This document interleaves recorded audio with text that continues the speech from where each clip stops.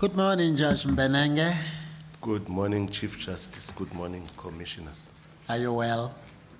Yes, I'm well. Thanks. Thank you.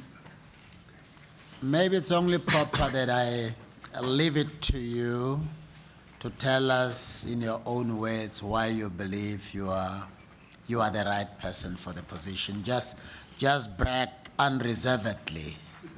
Want me to go to town? As much as you believe it's appropriate. I will. Thank you, Chief Justice. Perhaps let me start off by saying there are certain attributes when it comes to leadership. And when we talk about leadership, you always have to measure yourself against those attributes. The first one being that I believe I'm a visionary. I believe I'm influential. I've got the ability to give directions. And also, I can manage conflict. I always look at conflict not from a negative perspective, but for me, conflict is an opportunity to resolve issues so that we can all move forward hand in hand. I also believe that I do have human relations, good human relations. And the other thing about me is that I'm extrovertic. I'm not the sort of person who is hard to predict. You get to know at the outset what my views are on a matter. I'm just talking now purely at the level of administration and leadership. And it sometimes helps me because once I bounce off a view, then there's an opportunity to steer me in the right direction, lest I'm not absolutely correct. I am born and bred in the Eastern Cape. That is the place where I practiced as an advocate. I batted there as a lawyer. I acted in the Eastern Cape, not just in Umtata, but in the various divisions or sister divisions within the Eastern Cape. I had the opportunity to observe leadership styles. I remember I acted for the first time during the days of Zitzman, JP, the then JP of the Eastern Cape prior to the merger. I acted as a judge under the leadership of the former JP, Judge Somyalo, under Judge Sangoni. I acted in the labor court under the leadership of the now DCJ. I acted in KwaZulu-Natal under the leadership of the former JP Chabalala. That afforded me the opportunity to get exposure when it comes to leadership. But let me now share my vision against the background that I've just presented. Having mentioned that I believe that I'm a visionary. At the present moment, rationalization is still underway in the Eastern Cape. I believe that a JP should be pivotal in ensuring that those processes yield eventually the desired results. When it comes to rationalization, and in the context of me sharing my vision, I have observed that there's disparity when it comes to workload. You will sit in Pshaw, you will see that the lane may not be as fast as it is when you are in Umtata, for instance, or in Port Elizabeth or elsewhere.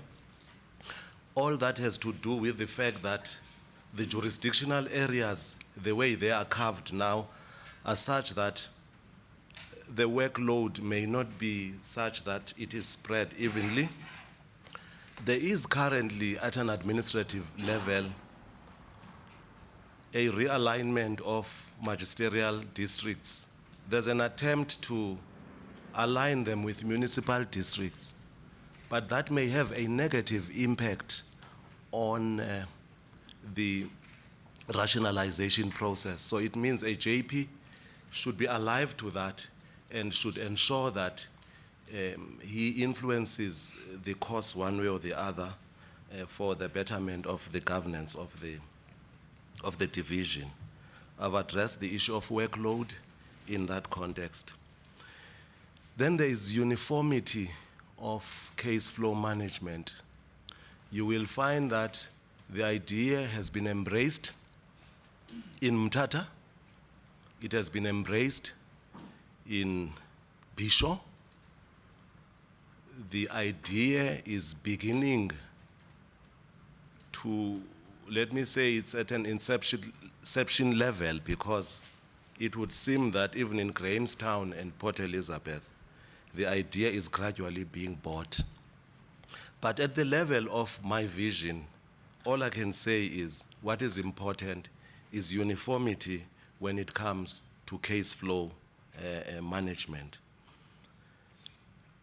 It is indeed so that in those areas where it has been embraced and it's running, there is room for improvement.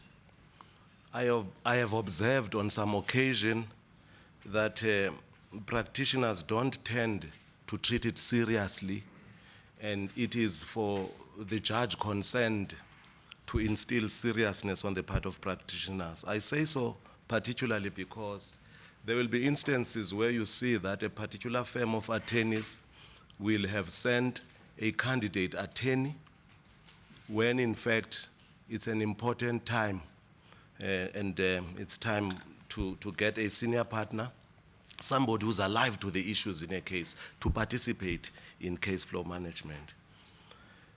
Having mentioned that, I have observed also that there is no civil court running role in place. These are matters that have been discussed. I'm not claiming victory when it comes to this. I am mentioning it in the context of vision, mindful of the fact that certain processes were decided on. And when it comes to the civil role being a running role to ensure that matters set down, for instance, on a Thursday, do not get postponed because a particular judge has been allocated to handle civil work just for 1 week. So I'm simply mentioning that I have a vision in this regard. I would champion that cause and ensure that things happen the way they were planned. I also have a vision about a user-friendly motion court system. I say user-friendly motion court system because at present, you have a situation where 2 judges run motion court on a particular day. They are duty judges. They will handle motion court. The one judge will go into court in the morning at 10. The judge concerned will finish, let's say, at 12. Then the next judge will walk into court and finalize the business of the day. But I have observed, CJ and commissioners, that that setup is not without problems. Motion court is meant to be speedy and cheap. Now you have a situation where practitioners have to wait whilst the one judge is handling the matter or the particular role, waiting to get into court for the second role. They won't know when that particular judge will finish, so they've got to wait on the wings, so to speak. Then there's also the problem of a particular litigant. Let's say it's Standard Bank, for instance. It's a default judgment situation, by way of example. The one judge may grant the order, the other one may not grant on the same day. Then that speaks volumes about how judges look at things. Or at least, if I may refine it, let me say, it doesn't reflect a situation where this litigant with the same set of papers gets the order they are seeking but with the same set of papers, they don't get the order with another judge. But that's just at a peripheral level. In my view, in those places where files run up to 100 or more, my view is let's rather have 2 motion court days so that the one motion court day will be a Tuesday and the other will be a Thursday, but get one judge handling those files. In my view, the other judge can handle opposed applications. There will invariably be about 8 of them. I'm of the view that insofar as the load may be heavy on some days because some matters are complex and the files are voluminous, it would be available to the leader in that particular division to ensure that those judges whose matters have collapsed come to the aid of that particular judge, if it comes to a push. But my experience is that it is possible for a judge to hear opposed applications, all by herself or himself. But if it comes to a push, there should be mechanisms set in place to ensure that they are aided. So that is the vision that I have. I did, when I was in Umtata, purely by way of testing the setup or the system, I did avail myself to do unopposed applications all by myself. They range between 90 and 120. And my experience is that it is possible for a judge to handle that number of files. The challenge, though, is that those files will be availed by the registry office in the afternoon of Friday, leaving you with basically few days to prepare. So it is in that context that I am saying, in those areas where files range from 90 to 120, it would be good to split motion court into 2. That holds for Port Elizabeth, where you get about 100 to 120 files. That holds for Umtata, where you get about 100 to 120 files. It may not necessarily be so with Pshaw. The workload does not justify the splitting of motion court. Then there is the issue of appeals being heard in Grahamstown on a particular week. I think the hour has come for Umtata, in light of the role that we have in Umtata, to run a similar dispensation where the full court will sit on Monday and then ordinary appeals are heard on Wednesdays and Fridays. I believe that the hour has come and I have a vision in relation to that. Then there's the issue of rotation of judges. Bear in mind that we've got this vast area, a huge division, geographically very wide in area, and judges get appointed to be judges in a particular division.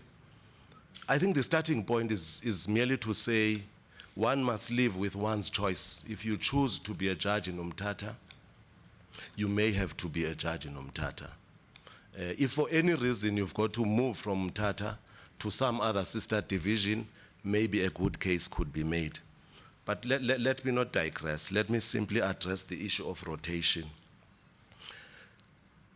For purposes of cross-pollinating judges, it is good, especially at the level of appeals, that you have a full court comprising 2 judges from outside of the division wherein the matter is serving, and possibly one other judge from that particular division. The reason is not far to seek. It is to make sure that justice is seen to be done as much as possible. I also believe that when it comes to motion court work, rotation should be implemented for transformational reasons. You have a situation, for instance, of a judge sitting in Port Elizabeth or even Grahamstown, not steeped in customary law, who, if deployed in Umtata for some week, will eventually get exposure in that field. You also have a situation of judges sitting in Umtata where there is virtually no commercial work. They need exposure in commercial work. It would be good to implement rotation at that level.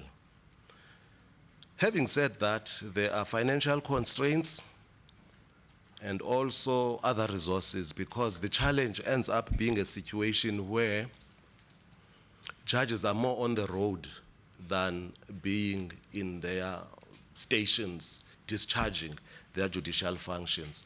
So I would like to qualify what I've said. I'm saying, in short, rotation is good to a limited extent. And for the sake of certainty, it could be kept at something like judges will leave their stations for something like 2 or 3 weeks out of 9 or 10 weeks per term, for the reasons I have mentioned.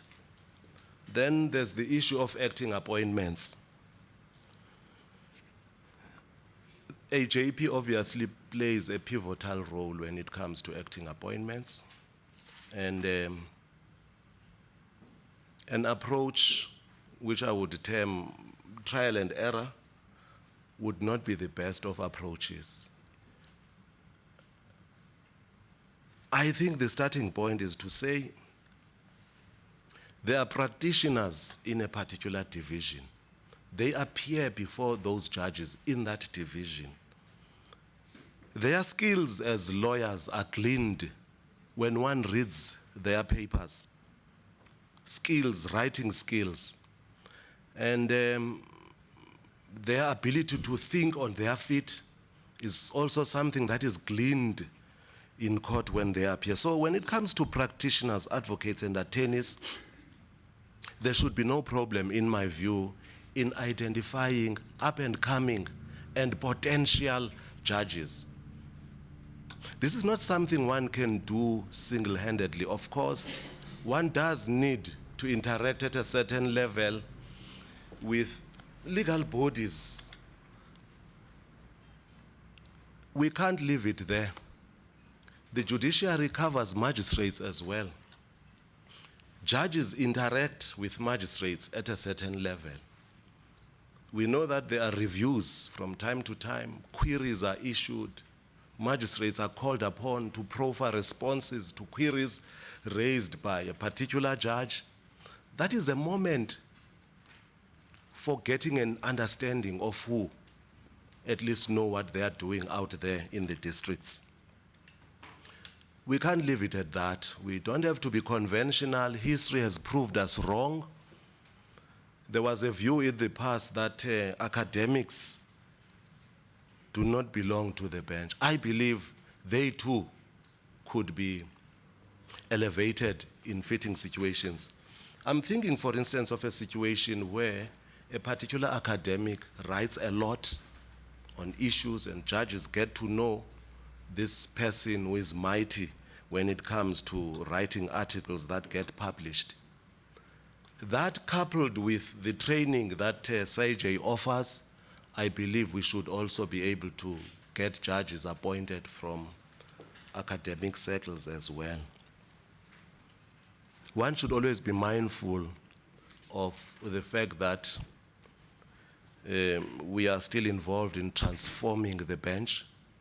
If you look at the situation, for instance, in the Eastern Cape, you will see that there will be 7 judges in all in Port Elizabeth, and 2 are females. I don't think that speaks well of the division. So it means there is this challenge. You go to Grahamstown, I believe there are 8 judges in all, only 2 are females there. The situation may not be that bad in Umtata because it's 3 upon 8, but at the same time, I can say transformation has not been attained to the desired level. So at the point of selecting judges, one must be on the lookout for females to ensure that transformation is achieved. So much for acting appointments. I believe I have led by example. I don't believe that a head of a division should be translated into something like a chief clerk, somebody who runs around doing administration only. My honest view is you can only lead by example by writing judgments that get to be reported. It is an idea that I would sell even to magistrates. You get to the magistrates' court, you find that chief magistrates hardly go to court. My view is the hour has come for us to say, look at our Chief Justice. I'm not buying your face, Chief Justice, by the way, but let me mention this much, that I've had moments when I've sat watching television, Constitutional Court in action, where you see the Chief Justice interacting with lawyers. You look at the file, you can see that it is marked. This is the person who runs around, who crosses the seas, involved in administration. My view is that heads of court can only lead by example when they find time to be in court. It's a question of percentage, of course. There are administrative tasks to perform. But it's good when you read a law report, you see that a particular JP has at least penned a judgment. So much for that. And let me say, perhaps before I leave that point, I believe, and I'm sensing from the nomination letters, that I've done my part in leading by example, insofar as I've been afforded the opportunity to lead. Then one time we were sitting in one of the committees, Provincial Efficiency Enhancement Committee, and something emerged during the deliberations. The fact that on some occasion there will be somebody convicted, they end up having to serve their sentences, they end up applying for leave to appeal, and leave is granted, and they are released on bail, maybe because circumstances have changed. It has been found that some of the people, one or two or more, end up not facing their sentences when eventually the appeal does not succeed. And during my investigations, finding out how things are done elsewhere, I found that elsewhere, in Cape Town in particular, there's what they call Audit Appeals Committee. The JP being the chairperson of that body, the registrar, officials from the Correctional Services Department, members of the South African Police Service, Legal Aid Board, and staff from the DPP's office. They have got this audit system to check who was granted leave to appeal. What happened to the appeal eventually? Was the appeal successful? What became of the person who was eventually released? Because at the level of applying for leave to appeal, they were released. So that's something worth emulating. I do have this in mind, and given a chance, it's something that one would implement.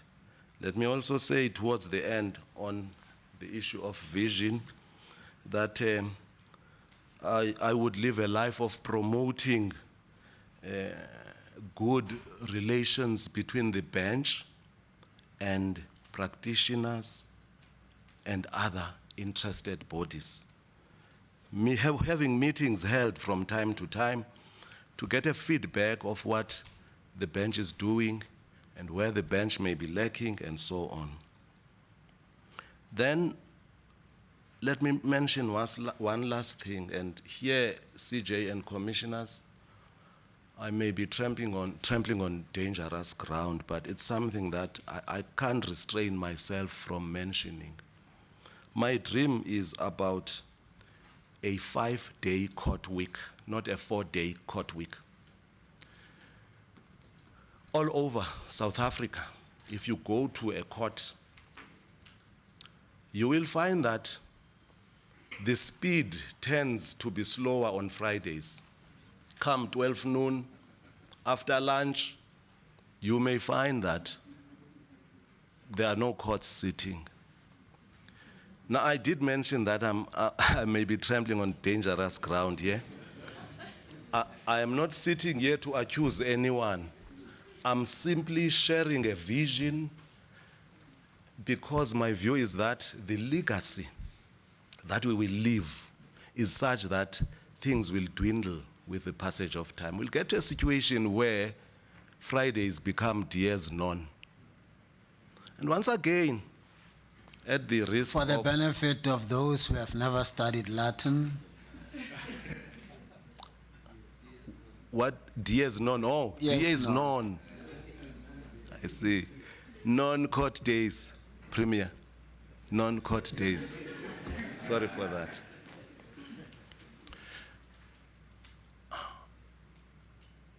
When it comes to that, the issue is not just about the bench. It's about practitioners who believe that come Friday, it's time to request a postponement because there is a funeral on the following day and so on. Also, there's a problem because matters that are set down for Fridays will invariably be those matters that are going to be settled. But with a running roll, that will disappear. If you've got a situation where there's a running roll, matters are set down for Friday, they don't get settled, they should begin on Friday. And in that way, Friday may stop being what may be perceived as being dies non or non-court day. So much for sharing my vision. There's nothing wrong in dreaming. I'm sharing my dreams. Given a chance, those dreams may come true. CJ. What else? I could pose certain questions and answer them. Such as, for maybe you should, instance, or you want to pose them and answer them, or would you rather, would you rather we pose questions? Everybody is paid for being here, and they should do their part and pose questions. But because I'm driving on a freeway, let me rather drive. Somebody may pose a question. You were not here, you were here not so long ago for a slightly or a less senior position, and you were not recommended. What business have you got to be here? I think that's one of the crucial questions which I must pose and endeavor to answer. The JSC, in its wisdom, took the decision it did. I've got no qualms with that decision. It related to the circumstances that prevailed then. But let me remind everybody here this morning that during the previous rounds, I was nominated and I did not stand. I actually turned down the nomination. Reason being that I was of the view that I had to reflect on the matter, and I had not been afforded sufficient opportunity to do that. And secondly, I did it because deep down in my heart of hearts, there were 4 candidates, colleagues of mine. I had a belief that at least one would be recommended. That did not happen. I'm here today. I've been nominated by the same bodies who saw leadership qualities in me. They nominated me the second time around. I turned it down because I believed, amongst other things, there were people that one or two would be recommended, or at least one of the 4, let me put it like that. And this time around, I availed myself, more particularly after being afforded the opportunity to act as Deputy Judge President of the Mthatha Court, a decision made by the ministry with the support of the most senior judge in my division, Ndlangulela AJP. And I availed myself. I availed myself against the background that even when I was here the first time around, there were footprints that I had made in my legal career. I had under my belt 1 year, 4 months as an acting judge and 2 months of full-time judgeship. I had written judgments that were publicized, that were reported even then. Some earned South Africa international recognition. If you read my CV, I believe the CV has been supplied. You will have seen that the judgment in S versus Mpofana was referred to twice by the Namibian court. That is something that happened at a time when I was acting judge as an advocate. Now as I talk, I've got 33 years to my credit as a lawyer. And for me, the fact that most of that period was not spent as a judge, I believe with respect, is immaterial. I was a lawyer during the 33-year period. I was lecturing. I was a prosecutor at some point. I was a state law advisor at some point. I was a junior advocate. I was silk for 11 years. I contributed to the jurisprudence of this country. I was not a plumber or a carpenter. I was here, part of the legal system. So if there's somebody here who is still under 33 years, please don't take it to your heart. I'm just mentioning that for 33 solid years, I've been a lawyer. And I've contributed remarkably to the jurisprudence of this country. Look at the time I spent as a full-time judge. 9 judgments to my credit reported in the law reports during the 2-year period. Those are footprints worth mentioning. And I believe my being appointed as acting judge, deputy judge president of Umtata afforded me the opportunity to prove, allow me to say, beyond reasonable doubt, that the leadership qualities that I alluded to earlier on have been now confirmed. Chief Justice and Commissioners, please allow me, it may take a little bit of time to read from the various letters, the relevant paragraphs, people pointing to me, mentioning leadership attributes that I have. For instance, in its letter dated 24 June 2017, BLA had the following to say, I'm just quoting 3 paragraphs. His understanding, that is myself, his understanding of our division is born of the fact that as an advocate, he has taken many acting stints in the bench of this very division. As such, we are confident that such acting stints have allowed him time and vast occasion to acclimatize himself with the division, its best attributes, which must be affirmed, and its challenges, which must be dealt with firmly and decisively. This is over and above the fact that he has since been appointed as judge in this division on a full-time basis. A judge president must lead a distinguished cohort of the legal profession in the form of his peers. He must thus enjoy their respect as an epitome of judicial excellence. We have no doubt that Mbenenge J is a living example of these indispensable attributes of a judge president. Then lastly, BLA letter, Mbenenge J has exemplified this leadership style, that is belief in the vitality of stakeholders during the short period he has been acting as the Deputy Judge President for Umtata. It is because we believe many challenges in the Eastern Cape call for a leader who is prepared to interact with stakeholders on the basis of necessity. And the Transkei Society of Advocates, in their letter dated 30 August 2017, says something, and I'm reading just 2 paragraphs from that nomination letter. I do this, CJ and commissioners, because it's better to let other people say something about you than you saying something about yourself. Paragraph 4. In everything he does, Judge Mbenenge strives for excellence and is intolerant of shoddiness and mediocrity.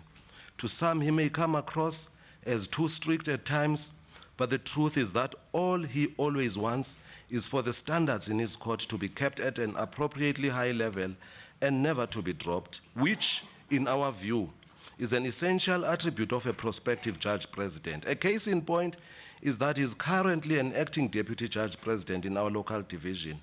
Within a week or so of his taking over the reins as such, palpable improvements in the running of the division were observed and almost overwhelmingly remarked upon by the legal practitioners in our division.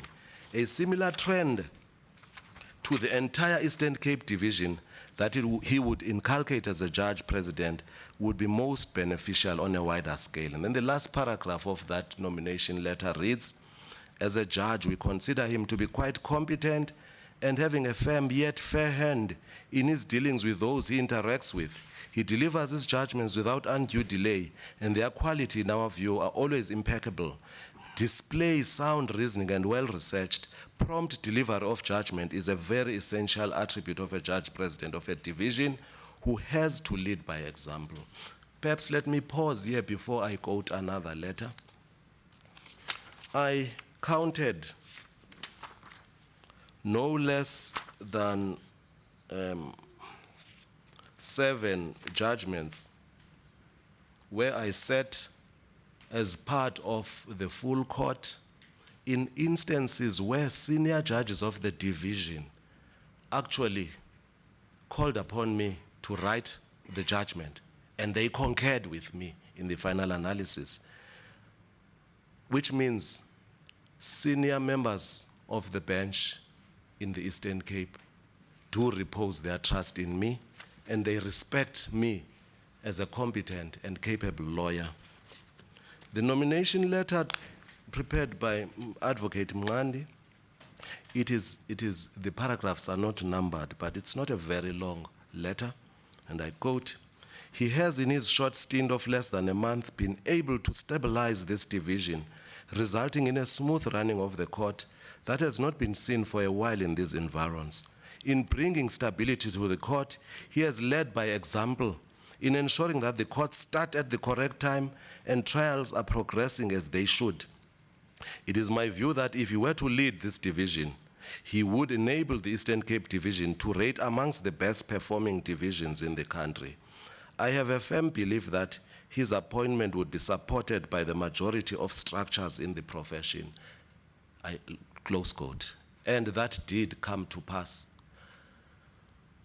The nomination letters, the number of the letters, the fact that they emanate from legal bodies is not without significance. Nadel's letter reads, the role and the difference he has made in Mthatha during his short stint as the acting deputy president is another indication that indeed Mr. Justice Mbenenge is an appropriate candidate to be considered for appointment to the JP position. So in short then, allow me in conclusion to say the appointment of a judge president from junior ranks is not unprecedented in this country. Judge Homo was appointed judge on 1 November 1998. He became judge president on 1 November 2001. So after 3 years, he became JP. I can imagine there were many other senior people as part of that particular division. But in its wisdom, those who took the decision, or in their wisdom, took the decision they did. He's gone on retirement now, we all know, but things ran smoothly there as elsewhere, I guess. I could cite many examples the issue of seniority has got this thing in it that in our minds at times we tend to be, how shall I put, we are hierarchical in how we look at things. It is as if the one who is the lead judge is the superior one. We could look at it from another angle. He is a chief servant. The other time I said it is not ascending to superiority. It is descending to servanthood if you get to be appointed as a JP. I could mention instances. For instance, Somyalo, when Judge Somyalo, rather, when he was appointed JP, he had been judge effectively from 1 May 1995 and was appointed AJP on 18 January 1997 in the Mthatha Court. There are many instances. I don't wish to bore this forum by citing all those instances, but we all know the history of this country. We've been following up on this, and I believe we've got lessons to learn from that. I am not in the least suggesting that regard may not be held to seniority, but context speaks, and my view is one can be elevated from junior ranks and become a JP, especially one who has been afforded the opportunity to prove oneself and has in fact proved oneself beyond reasonable doubt. In summary, I was here last time. I was not taken on. I don't have qualms with that. It was for a less senior position, but the difference is that once again, during, or let me say in the interim, I proved myself as a competent lawyer, and when afforded the opportunity by the most senior judge in the division, Nhlangulela AJP, I demonstrated that I could be a lead judge if afforded the opportunity to do that. Yes, CJ, I'm changing down now. You can hear my voice. I realized you didn't want to leave any stone unturned. Yes, lest somebody stumbles. Yes. No, thank you so much. DJP?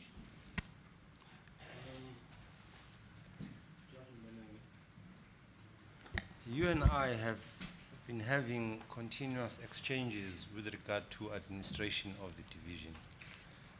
And I take off here. I have been impressed by that interaction because I think that it has contributed, and if sustained, it can contribute to the success of the division going forward. However, you have, because of your situation, confined most of the time to Mthatha Station. And I would like you to give us a glimpse of your interaction with colleagues, insofar as this might impact on the seniority, junior status, Yes. as the case may be, relationships generally, and the success of the division in the final analysis. Yes. AJP, to the best of my knowledge and belief, colleagues in Mthatha, and even elsewhere, I'm talking about senior, the most senior judges, they actually encouraged me to avail myself for this position. In Mthatha, some senior judges approached me and encouraged me to do so.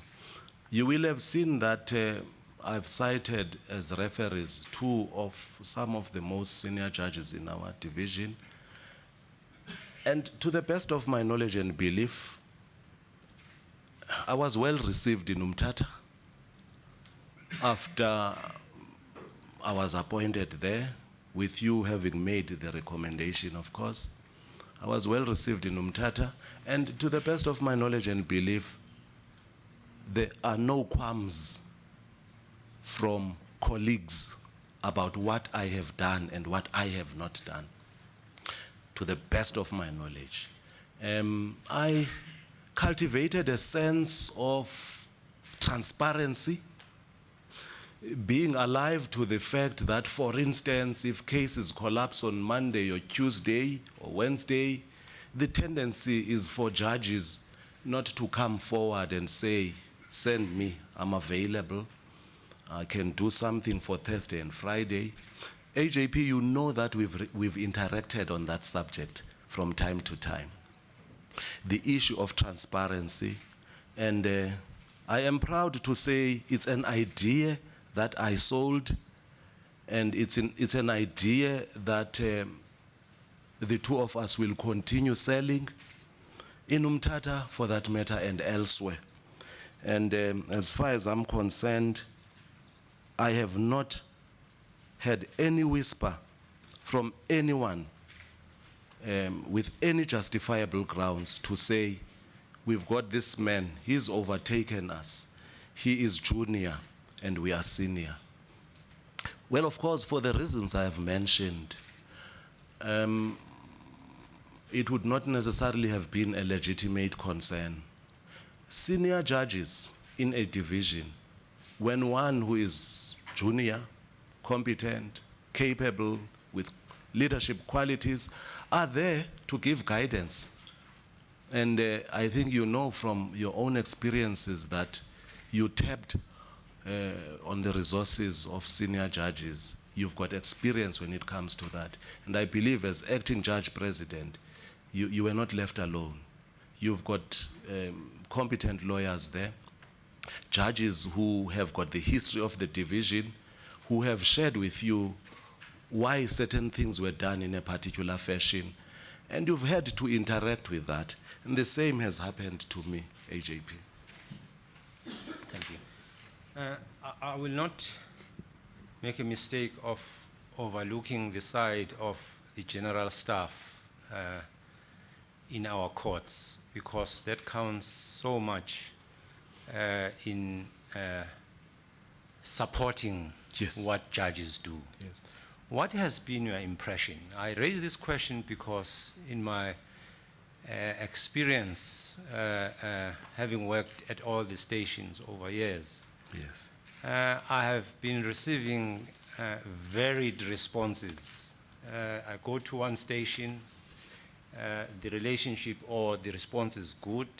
At another, it's not good, and it's human after all. But what comment can you give on this? Because it can hamstring the work that a judge does in a division. The first thing that I did upon my arrival in Umtata was to call a meeting of all staff members and to demonstrate to them that they are pivotal to the administration of justice.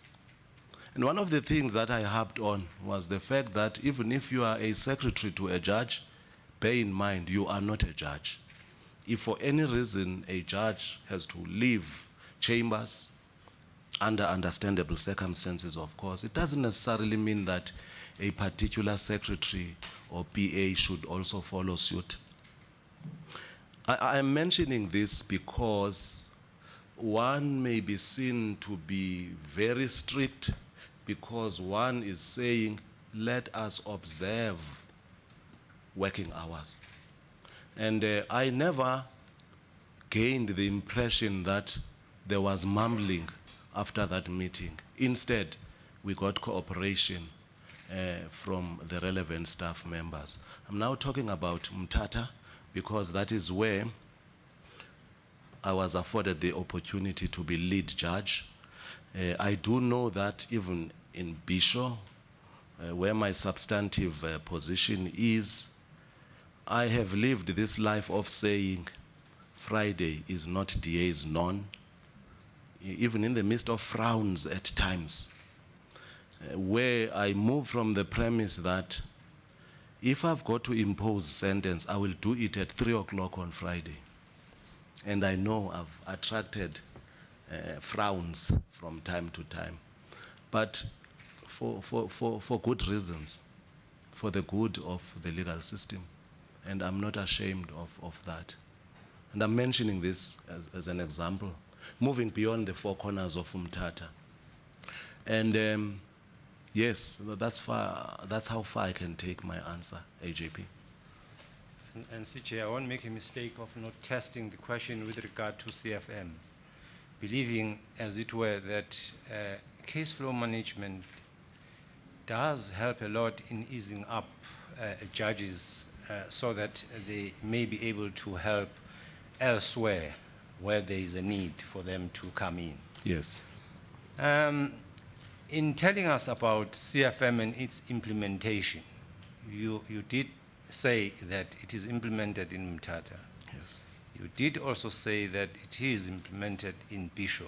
Yes. That being a pilot site Yes. for CFM. But I did not hear you properly when it comes to its implementation in Port Elizabeth and Grahamstown. Yes. The question that I'm asking is a sharp one. Yes. It's either yes or no. Do we have, in your honest opinion, CFM going on in PE and Grahamstown? It has not started, AJP. Yes. It has not started. We all know this, let me call it sad history, that there was resistance when it comes to those courts. But we also know that when the fullness of time came, the idea was embraced, but it has not yet been implemented.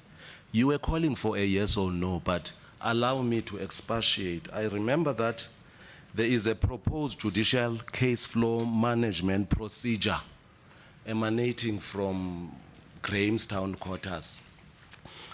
It's a document that I've been interacting with. It makes good reading until you get to paragraph 9 thereof, which says, without in any way limiting the discretion of the judge president, the prescribed judicial case management procedures shall apply to the following categories of cases. Then they mention all medical negligence claims, all commercial matters in which more than 5 million rand is claimed. C, all claims against the road accident fund in which more than 500 million is claimed. I've been interacting with this particular paragraph because complexity is, in my view, a determinant. It's not about the values. A case may be a matter involving 5 million, but the issues may not be complex. And a matter may be novel, for instance, and it may require engagement at case flow management level. So just to sum up, the idea has been embraced. I don't want to say grudgingly. I've got to look at it from a positive perspective, but there is this proposal. You and I know that it has yet to be the subject of debate, but I believe case flow management falls to be introduced in all sister divisions in Mthatha. I'm sorry, in the Eastern Cape. It should vary. The way in which it is implemented should vary from case to case and type of litigation. For instance, the issue of value in the litigation becomes irrelevant when you talk about case flow management in application proceedings, for instance. My belief is that at the outset, a judge is allocated opposed motion court files for argument's sake.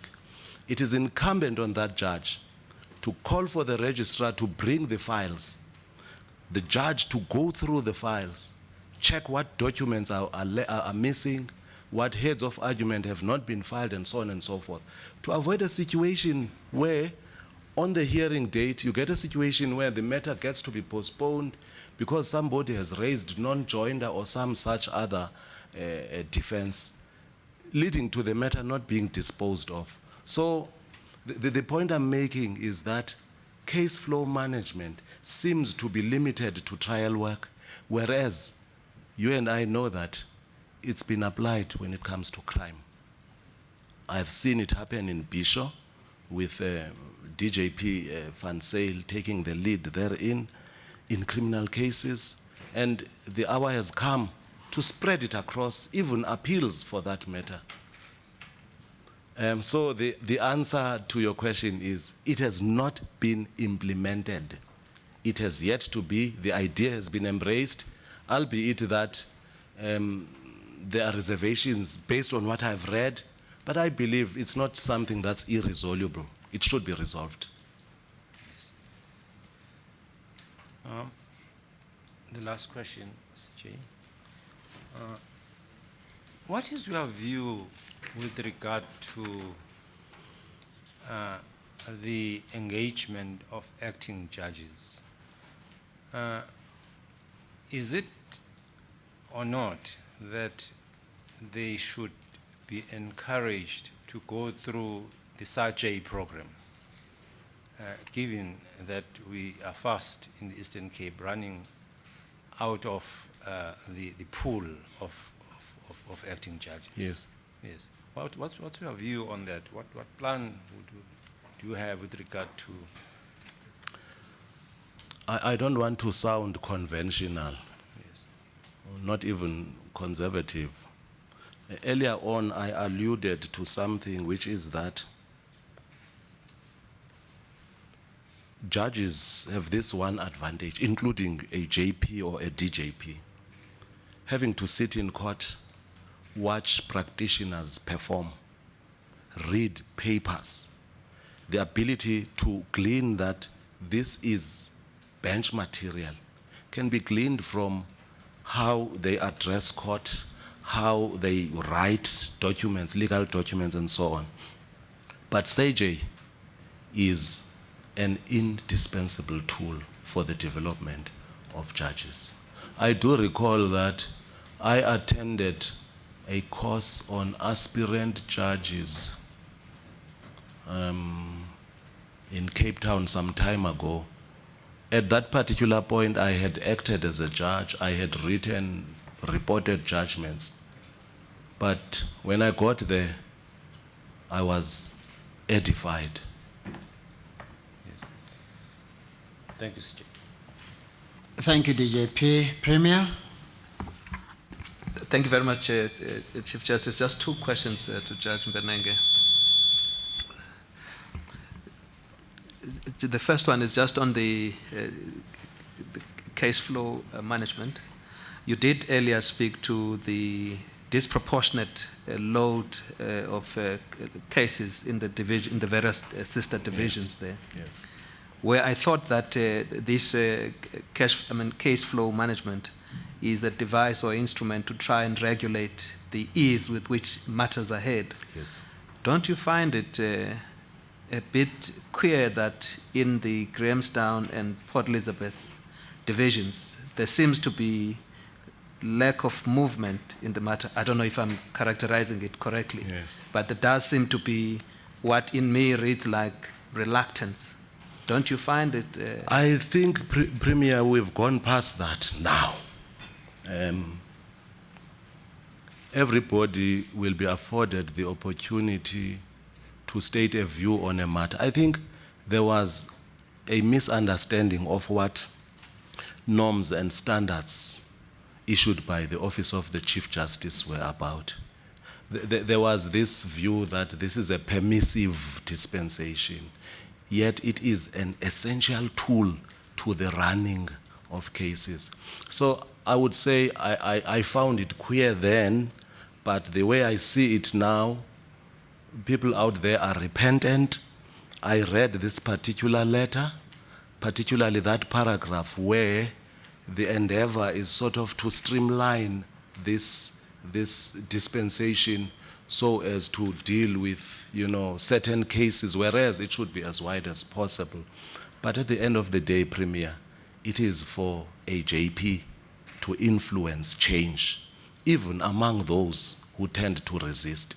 Now, I'm saying this in the context that indeed it is so that there was resistance initially, but after some time, the idea was embraced.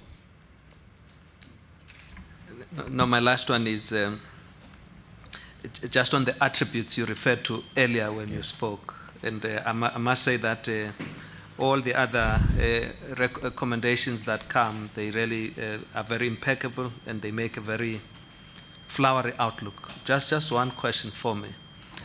In the course of your career, did you have to manage disappointment? And perhaps if anywhere there's any example, why I'm asking is that between assertiveness and at times perceived arrogance or Yes. arrogance, there is somewhat a fine line. Yes. But how do you generally manage in such? Have you ever had to manage disappointment? It would sound artificial for me to say that during the best of times when I thought I was assertive, I was perceived to be more on the arrogant side. I do remember on one occasion, the then acting judge president of Umtata, Justice Spetse, who is somebody that I relate with at a casual level. He gave it tough a little bit to me when I was arguing a matter, and I ended up reacting in that particular scenario. And later that day, I picked up a phone and spoke to him and said, I was thinking I was assertive, but now that I had reflected on it, I thought I was a bit arrogant towards him. And he responded by saying, yes, you were less than diplomatic. So I'm not an angel. CJ, you'll remember that during the best of times, Moses lost his cool. You remember that? He lost his cool. Sorry, because I'm mentioning this because there's something that's a bit common between the two of us. He lost his cool. And he ended up not touching the promised land. But we read scripture and find that eventually he was taken to go to heaven. I don't want to delve into that. I know that we differ when it comes to these things, but I'm just mentioning it in passing.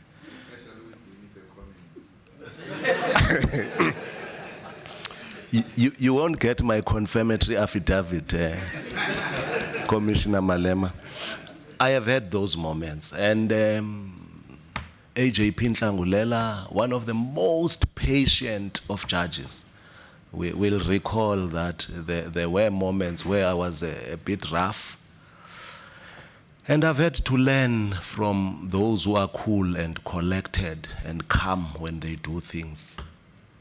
Those are odd moments. They have happened.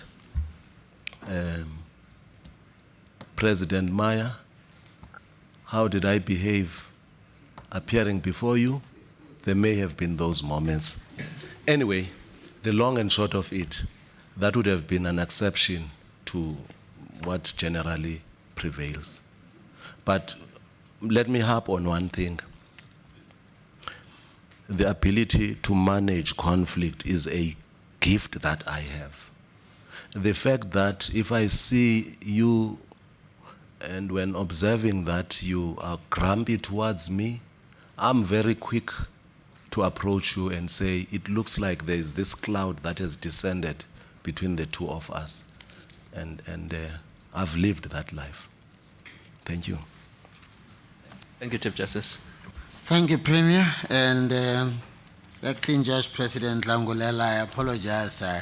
I wasn't aware you were acting as Judge President. My apologies, sir. Judge President Lope. Right, thank you very much, Chief Justice.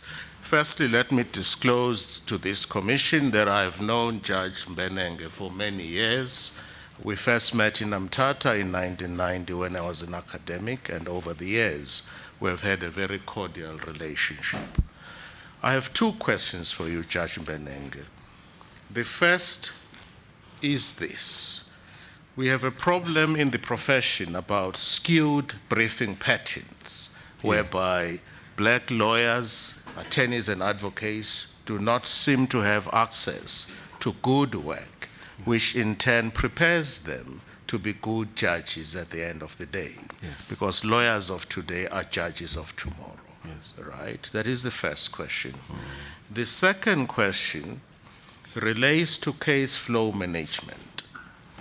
I would like your views in respect of the following essential tools of case flow management, preferably in the following order. 1, pre-trials in both civil and criminal matters.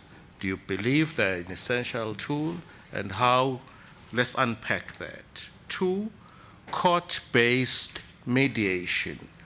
Court-based mediation as an essential tool of case flow management. 3, continuous roles. That is also an essential tool of case flow management. 4, limiting the time of counsel to present argument in court. Limiting counsel's time to present argument in court. And finally, limiting the heads of argument.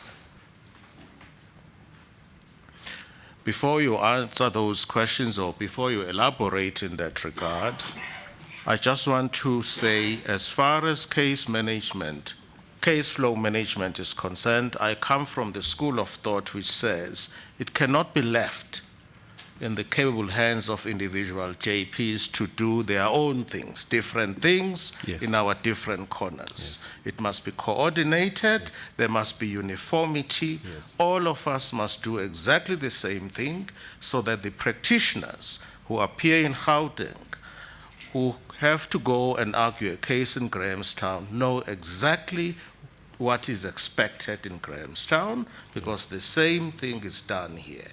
If they go to the labor court, exactly the same uniform practice must be adhered to. Right. Thank Against you. that background, I would like you to deal with those questions. Thank you, JP. I don't believe that when it comes to briefing patterns, the country has achieved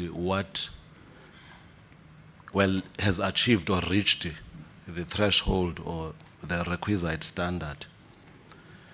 Time and again, you will see that commercial work will still be in the hands of whites and white firms who still prefer briefing white counsel. Something could be done about it. We would like to see senior counsel roping in black females or black counsel to impart their skills. The state attorney is doing its best. I've seen it in Umtata. The state attorney is doing its best to spread the work and thus empowering those who practice in that division. Look at matters appearing before the Constitutional Court, for instance. There will be instances where there will be a mighty white senior counsel, at times with even 3 junior counsel handling a matter, none of whom belong to the category of people who are supposed to derive a benefit from transformation. I'm still of the view that there is still a shortcoming when it comes to this, the issue of briefing patterns. Coming to case flow, yes, we need to have uniform tools, as you've pointed out. I must not appear in Port Elizabeth and then find a different set of rules applicable there.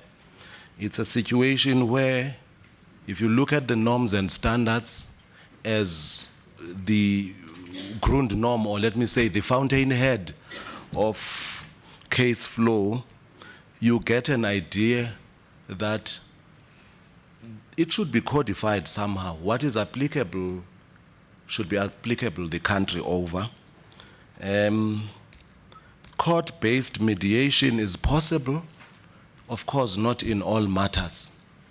there are matters that may be subjected to some form of mediation. Let me take the odd case. You know, for instance, burial cases. You still find those cases out there in Mthatha, where people fight over dead bodies. You know, in instances like those, mediation is called for. An approach that says you are blood relatives. Don't ever think that if you bury, then the estate will go to you. It's governed by different rules altogether. You may as well find that you bury today and then tomorrow the estate goes to somebody else altogether.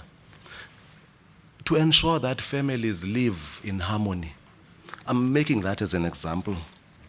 And then continuous role is something that I'm very fond of, is something that I believe will go a long way towards ensuring that civil courts and criminal courts are well run, matters are disposed of, they don't spill over to the following term, and they are finalized within a particular term. Limiting time for the presentation of argument is a good thing. It is good. CJ, you did it most of the time. I appeared in the Concord. You called counsel to chambers. You engaged them. It was not an arbitrary decision. You would say, for instance, Mr. So-and-so, you are for the appellant. What about 30 minutes? So on and so forth. We've seen it happen. And I believe it's something that could be invoked even in our courts of first instance. Heads of argument, that is governed by the rules. The rules make it clear that you are not here presenting a thesis. It's actually just heads of argument. It's the points that you'll be raising. But at the same time, it's always good for whoever pens heads of argument to refer to everything that they will be relying on when they present a matter. I think that covers the salient features of your question, JP. Thank you, Judge President. President Meyer? Thank you, Chief Justice. Perhaps I should start by disclosing to the Commission that, like my colleague Lope JP, I know the candidate very well. We go back many, many years. Good morning, Judge Mbenenge. Acting Deputy Justice Mbenenge. Good morning, President. How are you? I'm very well, thanks. And you? Good, I'm fine, thanks. Yes. I'm not going to ask you about your capabilities as a judge and an administrator because I don't doubt them. And I will also not hide the fact that I had hoped to poach you to the SCA because I think you would add immense value to the senior courts, but I respect your choice for now. Thank you for the compliment, President Meyer. I'm going to ask you about your temperament. I know that there have been tentative questions in that regard, yes, and you've answered them. But I still want to satisfy myself, yes, that what I know about you, yes, you know, is actually correct.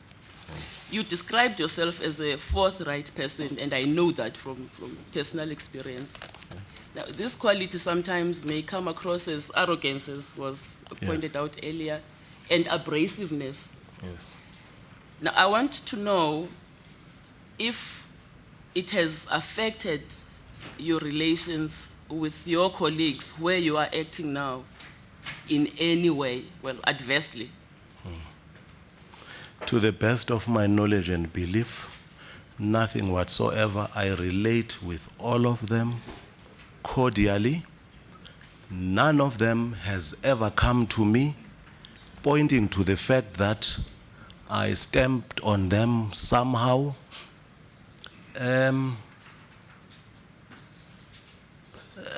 That's the short answer, President Meyer. I'm saying to the best of my knowledge. And I would have expected anyone, for some or other reason, who thought that at some point I was a bit stern towards them, to come forward and afford me the opportunity to deal with that sort of concern. For instance, I would have had occasions knocking on the door of a particular colleague, finding that the colleague is not there, not knowing where the colleague has gone to, picking up the phone and getting a response like this. No, my home is not far from here. I'm done with court.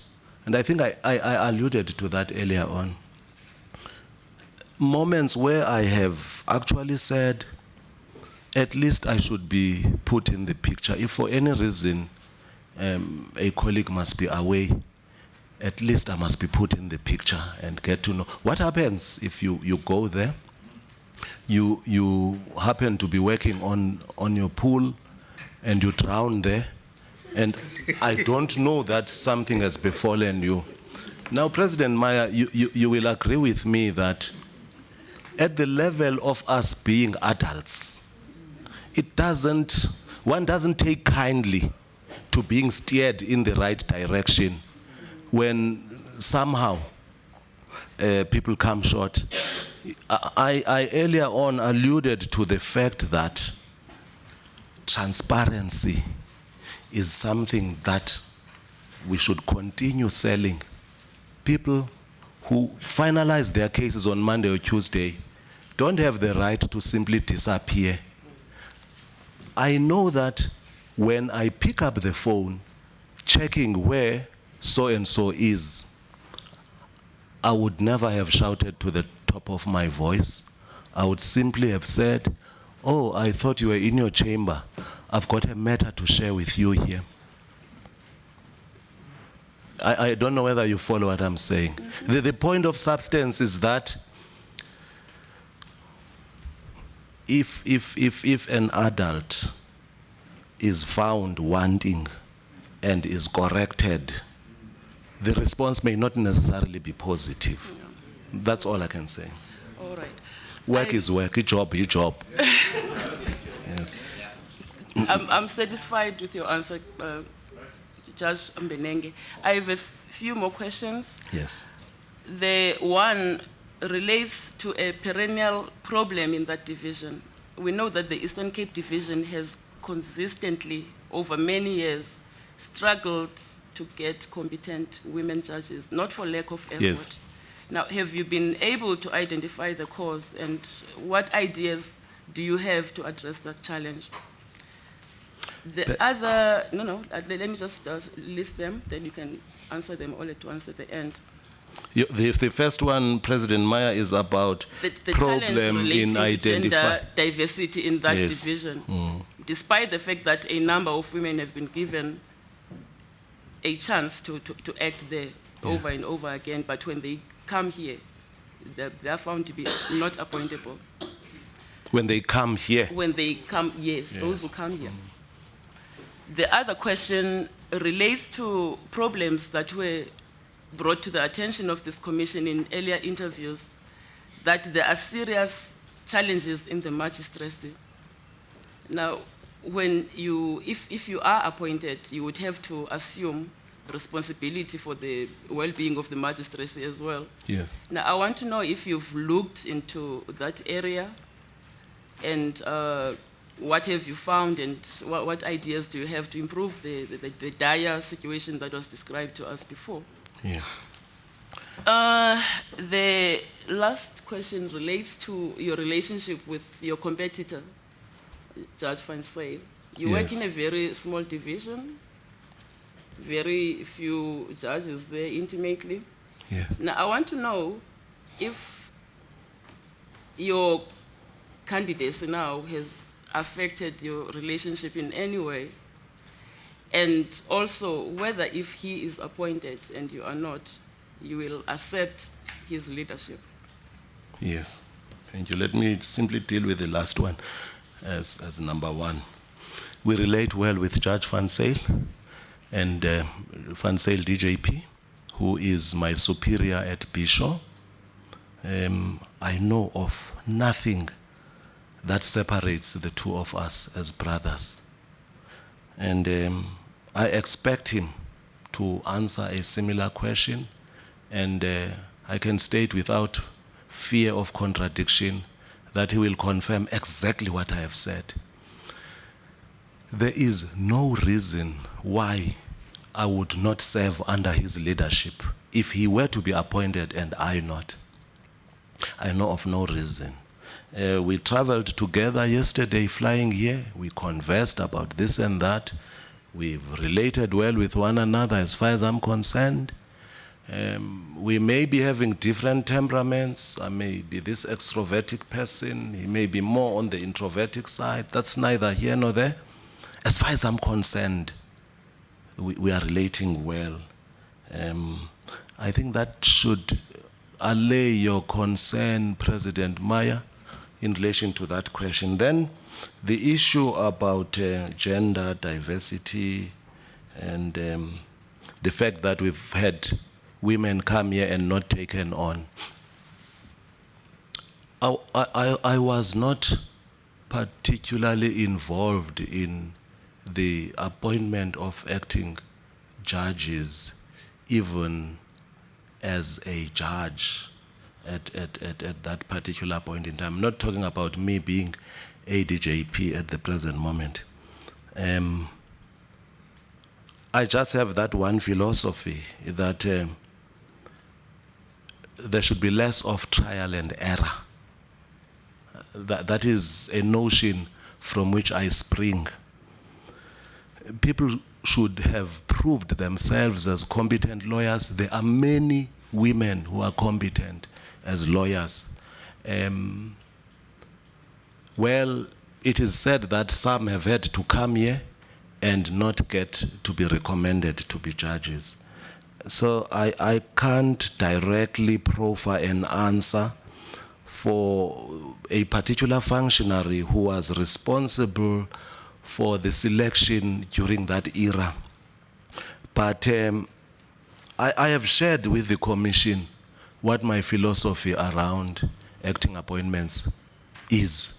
I believe there are many female practitioners out there, female magistrates, who can be subjected to some form of test and get recommended for appointment as acting judges.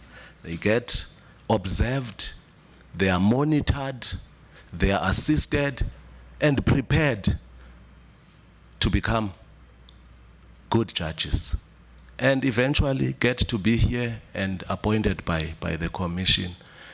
That's how far I can take my answer, President Meyer.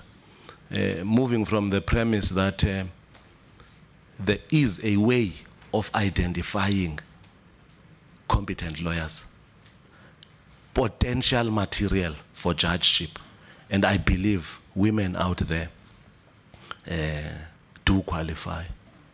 They may be less when it comes to numbers because of the disadvantages of the past, but I still believe there are. Then Magistracy shortcomings, I must confess, I've not had the opportunity to interact with magistrates in the true sense. All I can say is upon my appointment as acting Deputy Judge President, one of the functionaries that I met with was the Chief Magistrate for Umtata, with whom I shared my ideas and how I do things and what vision I have. For instance, the fact that Chief Magistrates should be of assistance in identifying magistrates who are potential judges. They should interact with the JP and be able to identify those who tend to be more on the side of being potential judges. I did interact with the Chief Magistrate, Mr. Solwandle. I also cultivated in him what I shared earlier on with this commission, the fact that we don't become not lawyers when we become heads of court. We still have to be in court, and we can only lead by example and promote standards in our various divisions. Yes, I think I've covered the salient features of the question, President. Commissioner Fori? Thank you, Chief Justice. Good morning, Judge Mbenenge. Morning, Commissioner. The Judge President of the Eastern Cape will become the leader of 4 courts Yes. in that province. Now, in my view, those 4 courts operate quite separately and or independently. For example, this is borne out by the fact that when vacancies are advertised, it's advertised for Mthatha, it's advertised for Bischoff, it's advertised for Grahamstown, it's advertised for Port Elizabeth. Whereas in the Gauteng court, for example, we don't advertise for Johannesburg and Pretoria. Yes. We advertise for the Gauteng division. In KZN, vacancies are not advertised as in Pietermaritzburg or in Durban, but the KwaZulu-Natal division. Now, I've had the opportunity during July to travel the Eastern Cape, and I again passed Mthatha, Bishoff, Grahamstown, etc.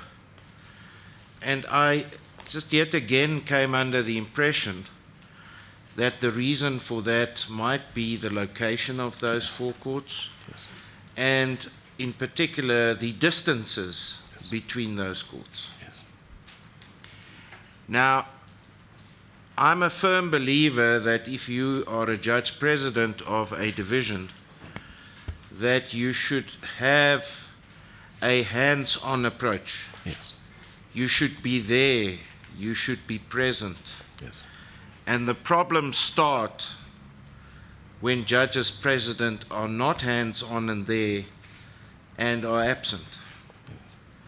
You become the captain of the team, and you got to be on the field with the team.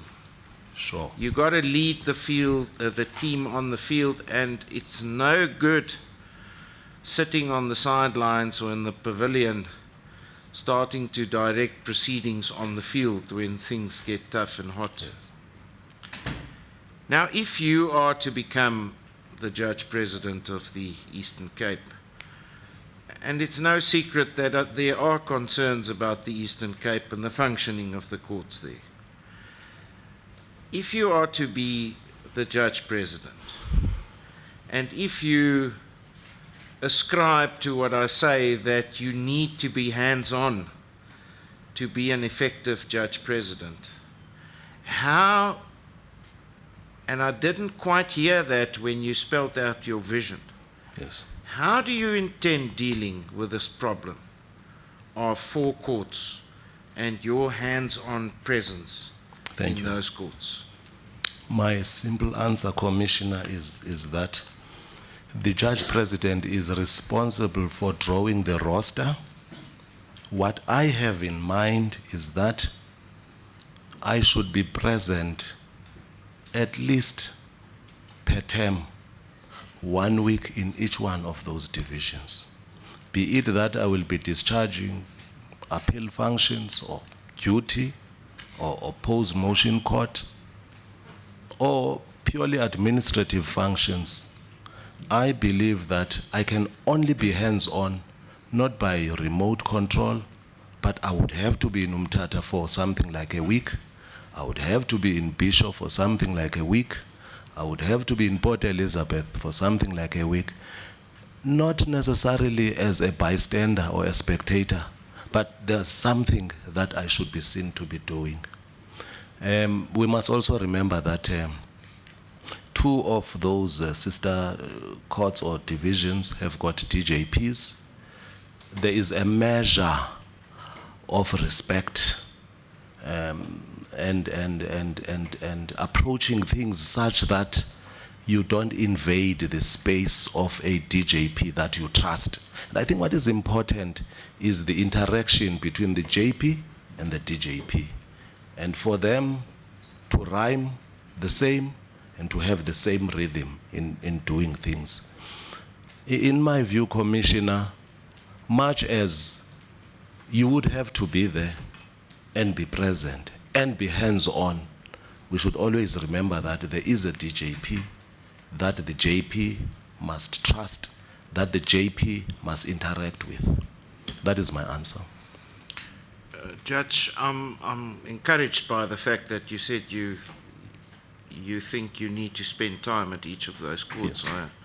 I appreciate the role of the DJP, and I'm not underplaying or underestimating that, but the DJP is not the JP. True. And the JP is the captain. Yes. The DJP is the vice captain. Yes. But I am encouraged to hear that, and I think you're quite right that you need to physically spend time Yes. at each of those courts Yes. in order to have a hands-on approach. Yes. Perhaps on a lighter note, during the last time that we interviewed you was in October of 2015 for the position of DJP. Yes. On that occasion, Commissioner Malema said to you, you can't be baptized today Yes. and appointed a pastor the next Sunday. Yes. What you're telling us today, suggesting that you are of the view that it is now time for you to become a pastor. Yes, yes, in a manner of speaking, yes. He spoke about baptism and the fact that you can't really wake up the following day and say, where do the pastors sit? I'll never forget that day. Anyway, let's call it, let's put it like this. I did sum it up and I said, when I was here, there were people who believed that I could lead. The same people have nominated me, being of the view that I can lead. But this time around, let me face Commissioner Malema. Let me look at this side. This time around, I have been afforded the opportunity to prove myself. Where are the chairs? Where do pastors sit? I can pose that question.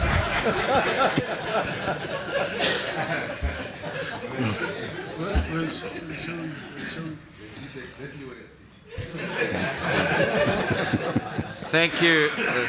Thank you, Judge. Thank you, Chief Justice. Thank you, Commissioner Fari. Commissioner Nokesi.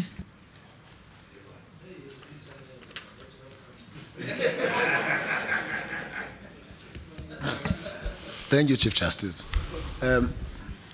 Judge Mbenenge, they are out of your plan that you have outlined. There were two things that I would like to raise with you. I think the Chief Justice would like as well to hear you speak on these matters. There's a challenge of the delay of delivery of judgments. Yes. That I'm speaking from my background as a practitioner. It's subject to lawyers to some difficult situation. When a client comes to ask about his judgment, you say, no, the judge said it's reserved, that week is reserved. Yes. You end up hiding yourself under the desks simply because the judge has reserved a judgment. Firstly, during your acting stint in Mthatha, did you observe that challenge? If yes, what is your plan of action in responding to the issue of the delay of delivery for judgments? Thank you, Commissioner. It's not just about what I plan to do in future.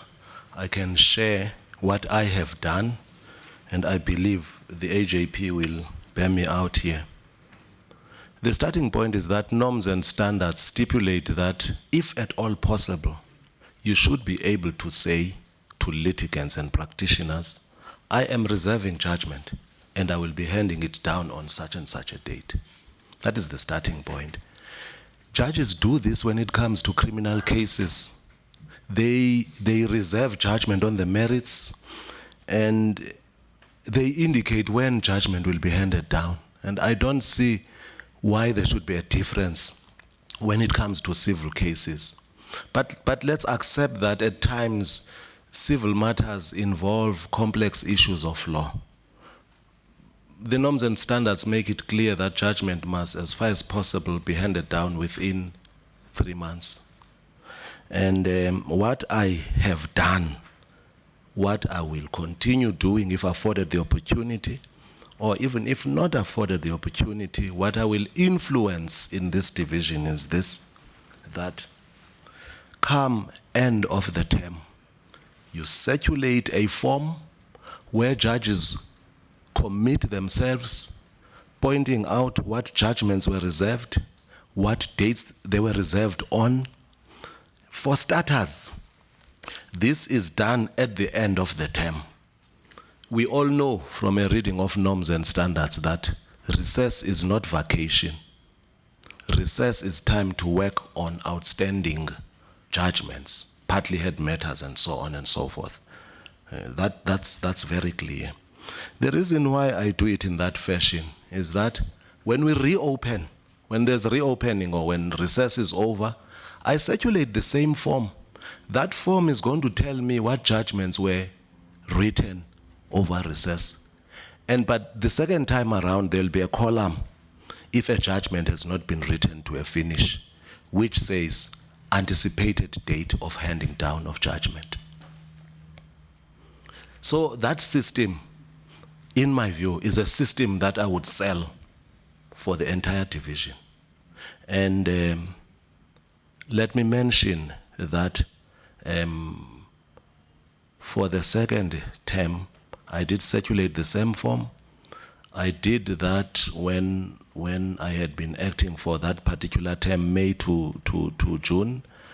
And I forwarded that form to the AJP for him to get an idea of who has not handed down judgment and so on and so forth. I did the same at the end of the term that ended in September. And I wrote a note to the AJP to the effect that it may be that we will have to deal with the issue of long outstanding judgments. I'm happy to announce that there's only one outstanding judgment from the form that I gleaned from the form that I circulated and which attracted responses from the judges. There's one outstanding judgment, and regrettably, it's been outstanding for something like 9 months, and it's something that I've spoken to the AJP about. I've spoken to the judge concerned about, in soft tones, President Meyer. Question being, when is the judgment likely to be handed down? It's not a nice question, eh? It's not good, but... Wait a minute, in which division? Mthatha. Well, I'm surprised because I was actually sending the Mr. Chilwane around saying, I've got the report on reserve judgment. Yes. From Grahamstown, Bischoff, and Port Elizabeth. Yes. Where is the report on Tata? And it says they say there is no reserve judgment. Well, there's nothing at all. I do have the relevant form that I forwarded to the AJP. Remember, I must observe protocol. No, sure. I'm not condemning you. Yes. I'm just expressing surprise because when judgment has been reserved for 3 months, at most, yes, it must reflect in this report. And, I hear you, and it's not even there. And it worries me when it comes to the Eastern Cape because I learned at some stage for the first time during the interviews that there's a judgment which was reserved for some 6 or 8 years. Wow. That's why I'm very particular about the Eastern Cape as well. Yes, the concern is legitimate. CJ, I have mentioned to the Commission my plan plan that I've implemented. I know it may attract a measure of wrath from those affected, but the norms and standards are there. They tell us what should happen. But in this particular instance I was mentioning, I interacted with the judge concerned, and the answer that I got was simply that it involves complex issues of quantum in a medical negligence case. And the judge concerned informed me that there was interaction between the two of them, that is including the judge concerned and the AJP, that something will be done. But fortunately, I have been informed by the judge concerned that the judgment will in all probability be handed down on 17 October. I'm just missing let me just check. I've got the correspondence here. But there is an indication that the judgment concerned will be handed down. It's the matter of Mamboza versus MEC for Health, a matter with complex issues when it comes to medical negligence.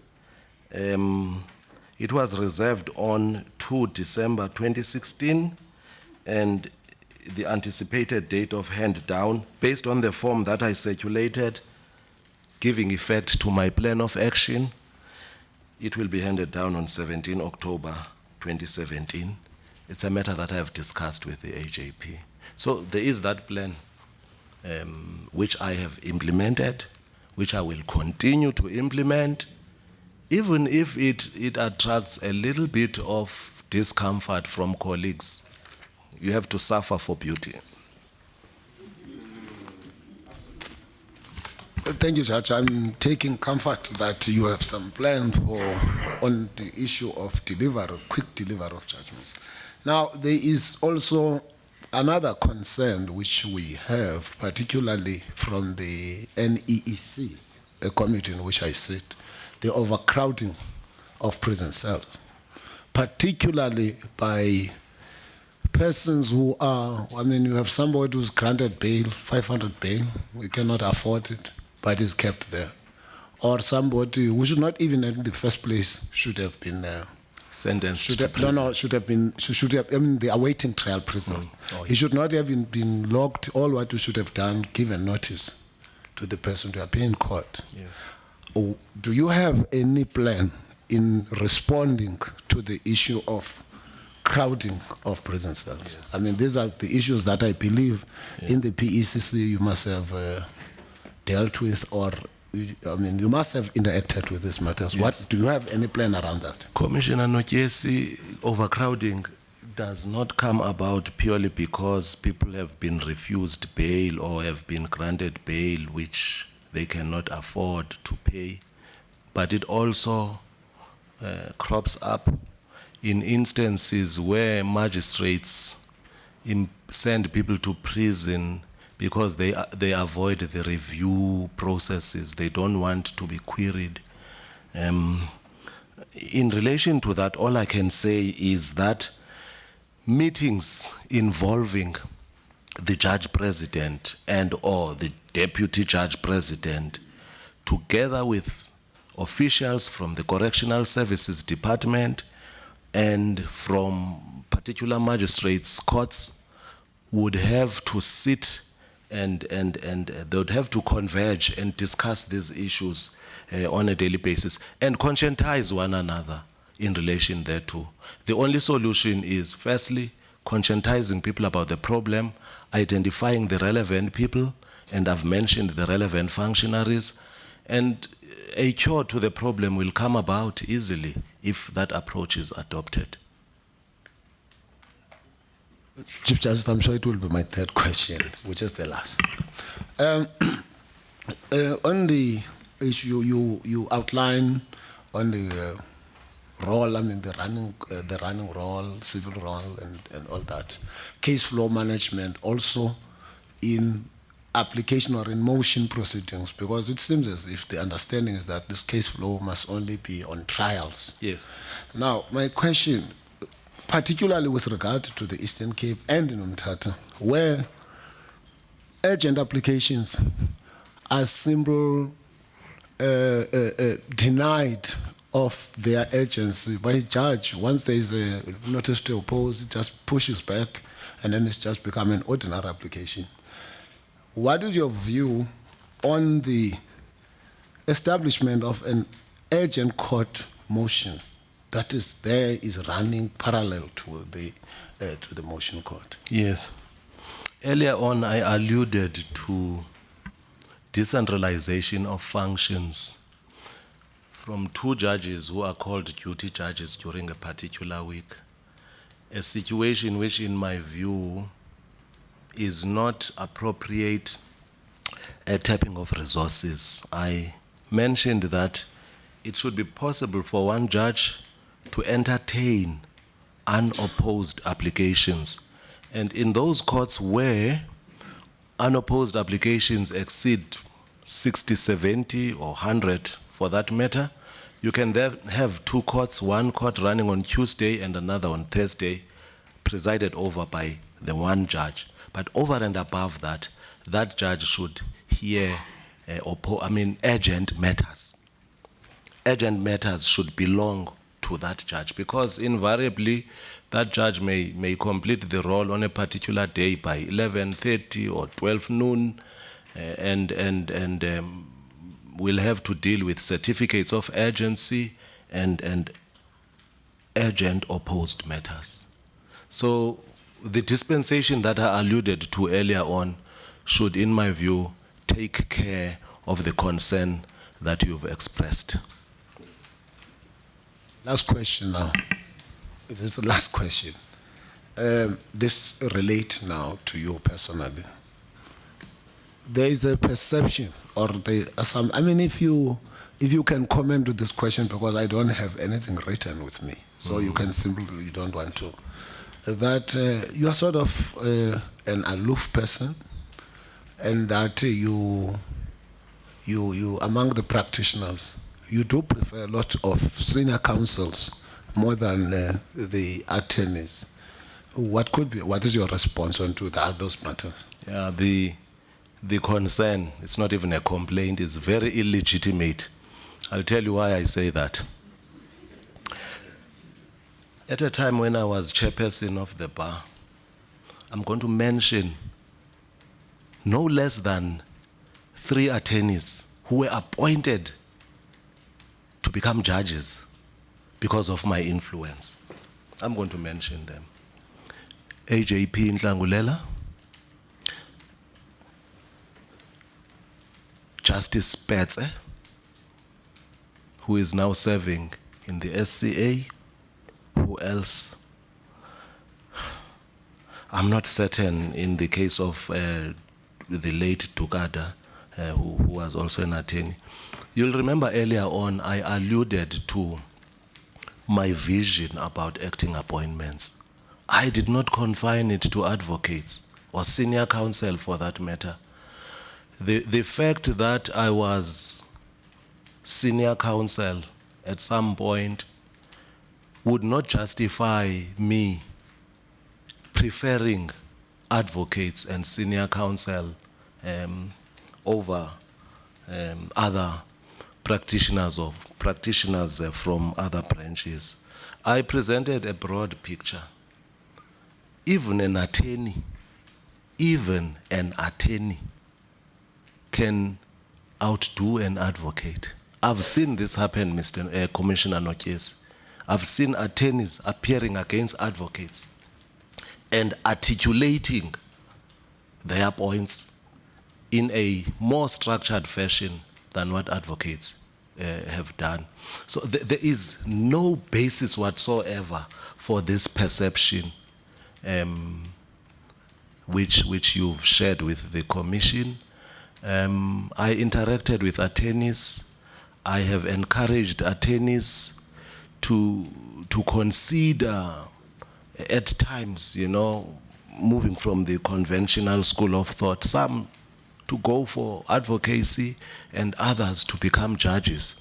In fact, at the time when Justice Spetze was considering, at that particular time, Justice Spetze was considering doing pupillage under me. And I said, hang on. Now, Chief Justice, let me quote yet another story. Who am I to baptize you? You must baptize me. You remember that story? I said, you are bench material. I encouraged him to go to the bench. And he did well. He still does, I believe. So, is there mention of me being aloof? I wonder what the basis of that is, because I interact with people freely. I'm never aloof.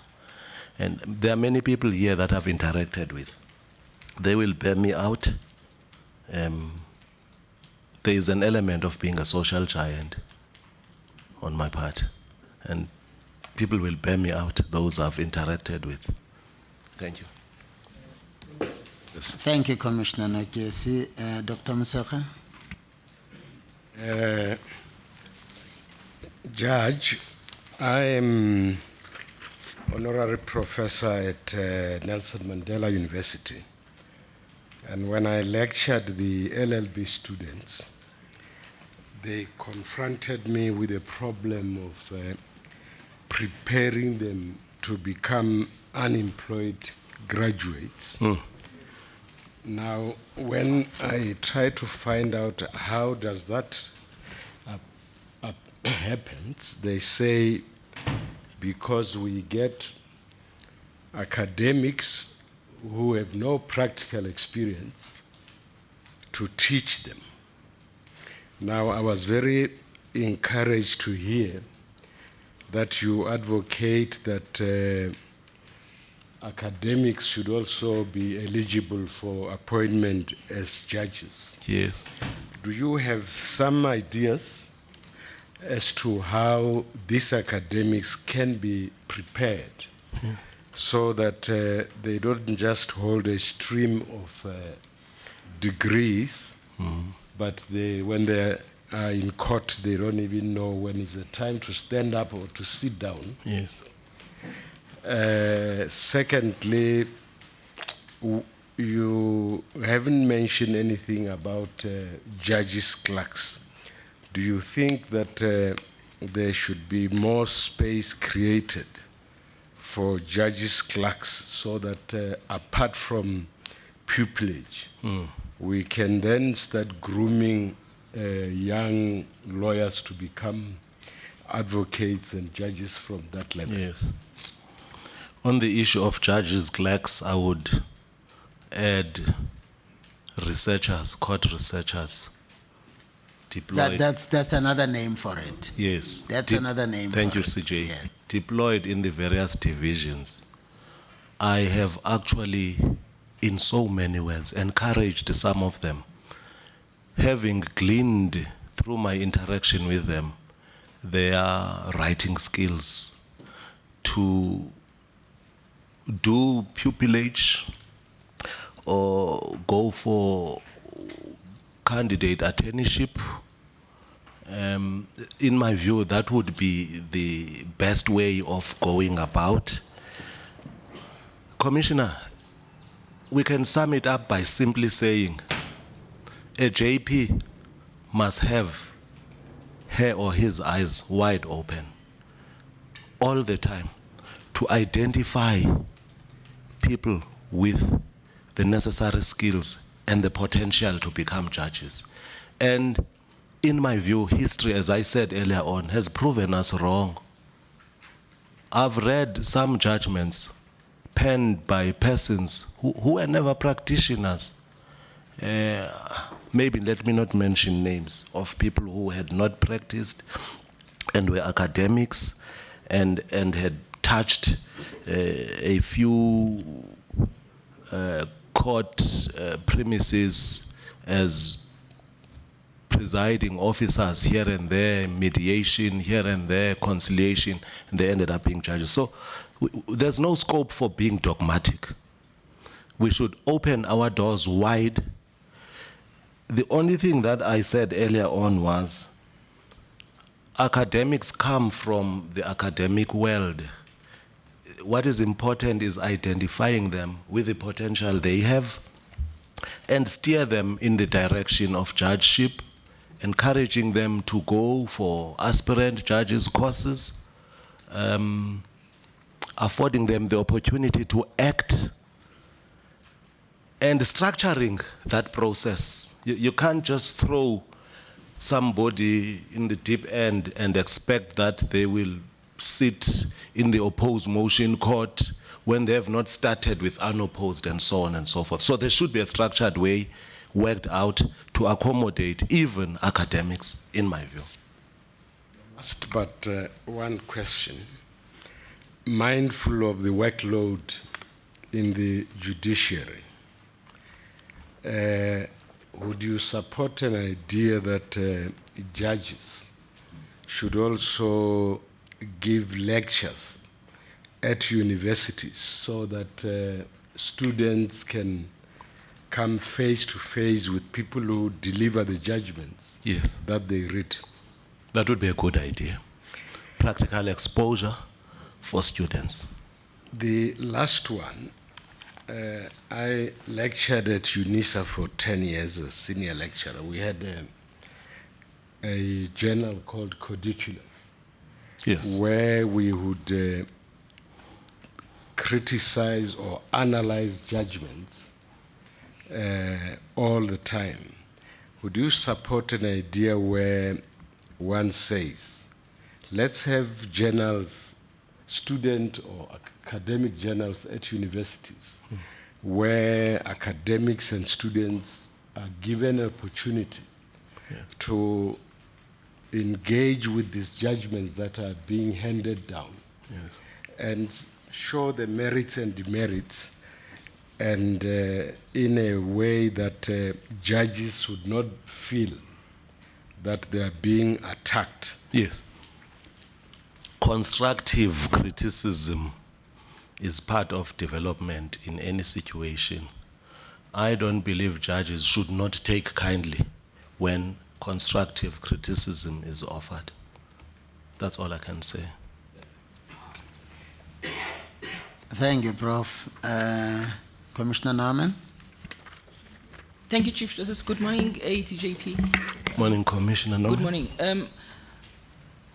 As a mother and who started practicing at a young age, and you have a judge who has a young family, and perhaps a single mother as a judge, what is your plan? How do you plan to make sure that that judge's life as a single parent is made easy in a way that she will be able to perform her duties as a judge, but also find comfort in knowing that she will be accommodated when she has to attend school functions and things like that? Thank you. That's a tough one. At a practical level, it may be tough, but at the same time, sensitivity for me would not start with me becoming a judge president. I do recall that I, as a silk, worked with no less than 1, 2, 3, 4, 5, 6, 7, 8, 9, 10 female advocates. So that element of being sensitive because of personal circumstances is something that, in my case, will not start with me being considered to be appointed as JP. There should be a measure of accommodation. The Constitutional Court, we will all remember, pronounced in the Pillay versus KZN government case on the notion of reasonable accommodation. So it's all about reasonable accommodation and treating people on the basis that they will be accommodated because of their different circumstances. I'm alive to the fact that the case had to do with religious liberty, but the notion of reasonable accommodation should cut across. That's my short answer to the question. Reasonable accommodation. Thank you, Commissioner. Deputy Minister? Thanks, Chief Justice. Good morning, Acting DJP. I've just got two issues to canvass, and some aspects have already been canvassed already, but the first one was just, President Meyer asked you about the magistrates, and I must say I was a bit disappointed with your reply, which indicated that they were more feeders of the High Court. Whereas, in fact, in terms of the Superior Courts Act, Section 84C, the Judge President, aside from the responsibilities of the Chief Justice, the Judge President is responsible for the coordination of all the judicial functions of the magistrates' courts within the jurisdiction. Yes. So, for example, there's no Chief Magistrate in Mthatha. Mr. Solwande was acting. Yes, I'm alive. There's a new Chief Magistrate who started, Acting Chief Magistrate who started 1st of October, Ms. Mviko. But if you become Judge President, you would be expected to play quite a crucial role in that coordination in the province, because you've got 3 Chief Magistrates and a number of problems.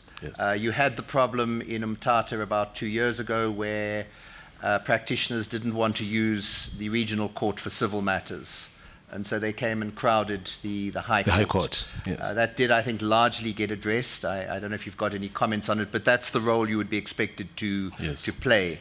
So if I can ask you again that question, how are you going to fulfill this function in terms of 84C, of coordinating the judicial functions of all the magistrates' courts in the Eastern Cape?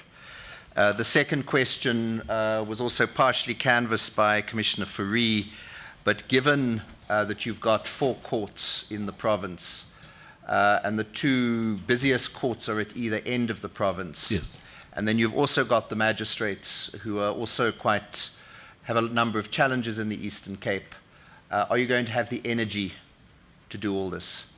Practically, let me start off with the second question. Practically, my view is it may be almost well-nigh impossible to visit all the districts as a JP.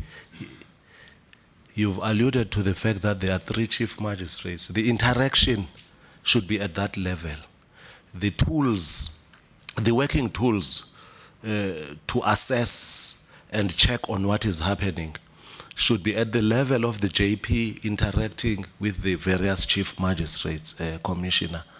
I'm not saying there can be no interaction. Just saying, don't forget the regional court president as well. Yes, the regional court president as well. At the level, thank you for that, at the level that, for instance, we've got 1 regional court president, if I remember well, in the Eastern Cape. There should be meetings with the regional court president, discussing matters of concern. For instance, on the issue of practitioners preferring to run to the High Court, just as a judge, not necessarily as an ADJP. I've had moments where I have actually indicated that costs will be granted on the magistrates' court scale. In instances where practitioners have elected to go to the High Court, that is one way of discouraging them. And I've had responses like, well, the magistrates there don't fully understand civil work and so on and so forth. Now, that in and by itself points to the fact that the load on the part of the JP is huge, the responsibility is huge. There are those areas where empowerment will be needed. But practically all I can say is interaction between the JP and the chief magistrates and the regional court president is a necessity.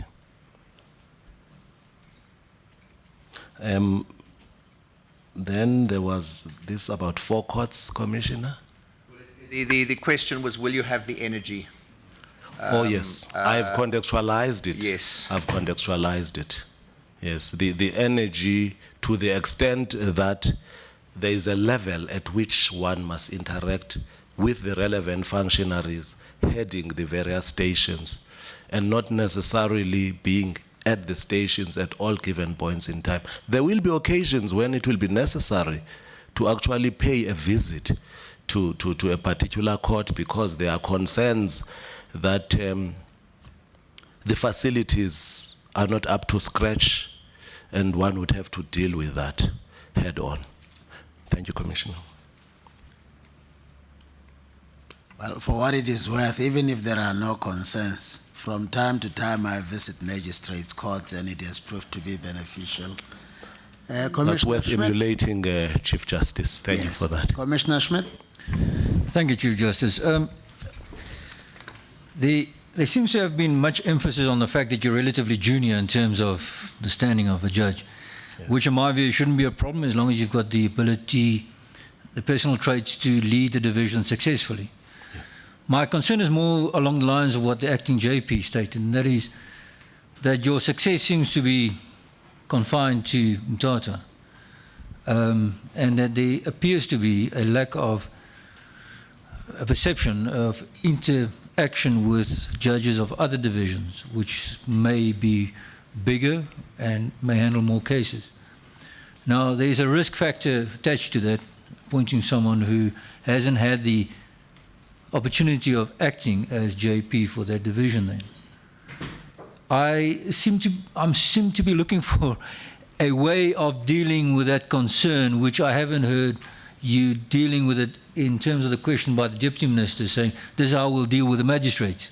I will go look for the Chief Magistrate. Or same approach. And that was, I was leading to the question is, how would you interface with the Deputy Judge Presidents, but also with the judges in the unknown field of not having acted before?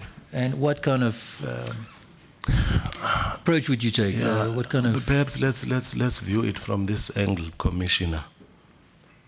During my presentation, I pointed out that judges, the division over, have respect for me.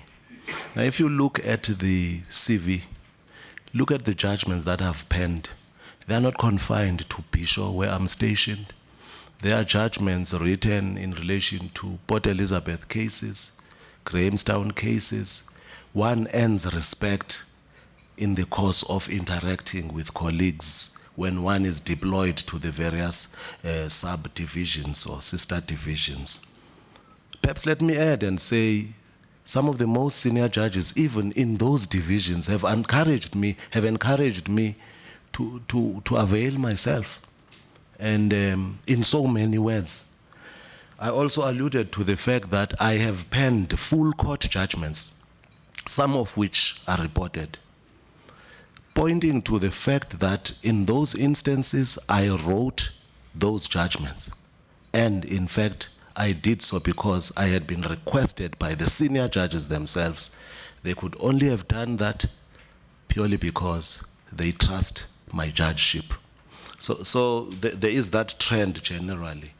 And then on the issue of having acted as DJP and not as JP, leadership is leadership.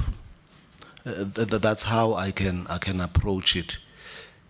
Leading, being lead judge, the ability to facilitate work in a division. But remember, I also pointed to the fact that we've got precedents in this country. We have people who became JPs without even having acted as JPs. You will recall that I made mention of names. I would hate doing that again to belabor that point. It's all about leadership qualities that one possesses and the trust that the colleagues repose in the particular judge and his capability as a lawyer. But most importantly, when you lead, it does not necessarily mean that you know it all. You are there to facilitate. It is your opportunity to acknowledge skills within your division. There may be people good in tax law, there may be people good in maritime law, and all sorts of other fields. What is important is to ensure that you identify the relevant people at all given points in time. Facilitation mainly is the crux of my answer, which has nothing to do with seniority.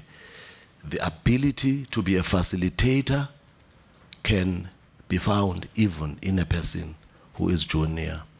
The issue about juniority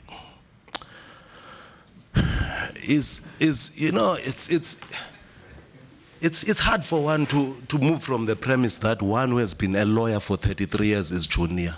I think let me put it like that. I've been a lawyer for 33 years. I've penned judgments.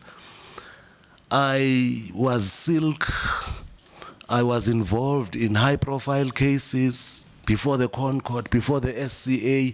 I contributed to the jurisprudence of this country. So, yes, junior, but capable and ready to facilitate and ready to be guided by seniors. Thank you, Commissioner.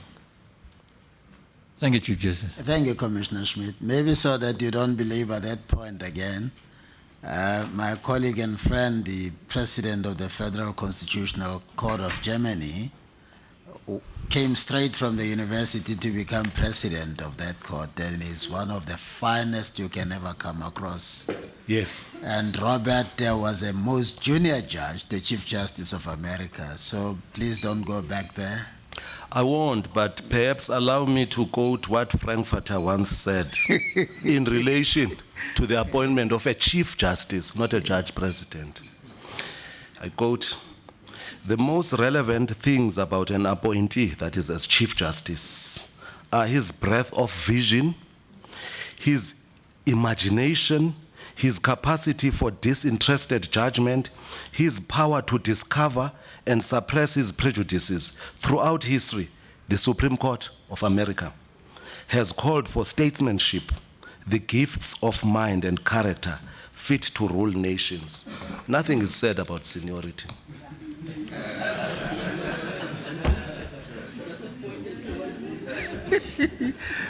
Commissioner Mpofu? Your hand up. Thank you very much, Chief Justice. I think I start on a lighter note on the question of seniority. It's all in the eye of the beholder. Whenever anybody accuses me of seniority, I tell a very simple story, and I say, when I did pupillage, we had a small study group that where we were studying towards the exam. Yes. And one of the three people in that study group is now the president of the SCA. So my seniority must be measured there. Yes. Yes. Say it aloud, Commissioner Mpofu. Maybe there's something common between the two of us. Yes. There's something common to the extent that the president of the SCA, somebody that I respect, was received by me in Umtata when I was practicing. And lastly, I became silk after practicing as an advocate for 11 years. I know of people who have practiced as advocates and never became silk, but nothing hinges on that. It doesn't define their competence and capability. Some have chosen not to be silk. So these labels stemming from hierarchical minds can mislead us at times. Thank you. Right. Now, yeah, on a more serious note then, I'd like, well, firstly, maybe more from my own education. Everyone is talking about four courts in the Eastern Cape. What is the status of the East London Court? And where does it fit in the mix of, and I'm asking this in relation to your undertaking to be present, physically present in all the courts. rationalization will eventually address this problem of having a court in East London, which is a satellite court of Grahamstown. Sure. That's Which- strange. Which means you've got Bischoff, but at a practical level, judges serving in Bischoff also serve in the East London Circuit Local Division for now. But we know that eventually there'll be rationalization, and East London will eventually fall under the Bischoff High Court. Okay. So as we speak, But as we speak now, there are 5 the courts for situation, practical purposes. they call it 5 in the sense that... 4.5. Yes, 4.5. Okay. All right, thank you. Then the other thing that I wanted to ask about is, and this is a follow-up really on the issue of uniformity that Judge President Klope spoke about, which I'm a fan of. Obviously, there's the local nuances in the court, but I think as far as possible, we should strive for uniformity so that you know what to expect, whether you're in the Northern Cape or whatever, because effectively we have a unitary court system. Yes. Now, a specific question, there's a phenomenon in the Eastern Cape called a certificate of agency, which I detest very much. And that's simply because I'm not used to it as somebody who practices here. So I always either get my junior or my attorney, Mr. Nachesi, to prepare one of those. Now, on the question of uniformity that Klope JP was talking about, would you say, what is the rationale of that? And if we were to strive for uniformity, would you strive for dropping it in the Eastern Cape or making it a national phenomenon in your experience as someone who has practiced across the country? First and foremost, I think I need to explain that a certificate of agency will always be part of founding papers in every agent application. I think the certificate of agency that you are addressing yourself to, Commissioner Mbofu, is the one that is applicable in an instance where one seeks to be heard outside of ordinary motion court days. And I think that is what you're addressing yourself to. Yes. If we look at it from the angle of case flow management, we can say it's one of the best dispensations worth selling the country over. I'll tell you why I say that. A certificate of agency contained in a file even before a case has been launched is a good dispensation. It's got its own demerits depending on how you apply it.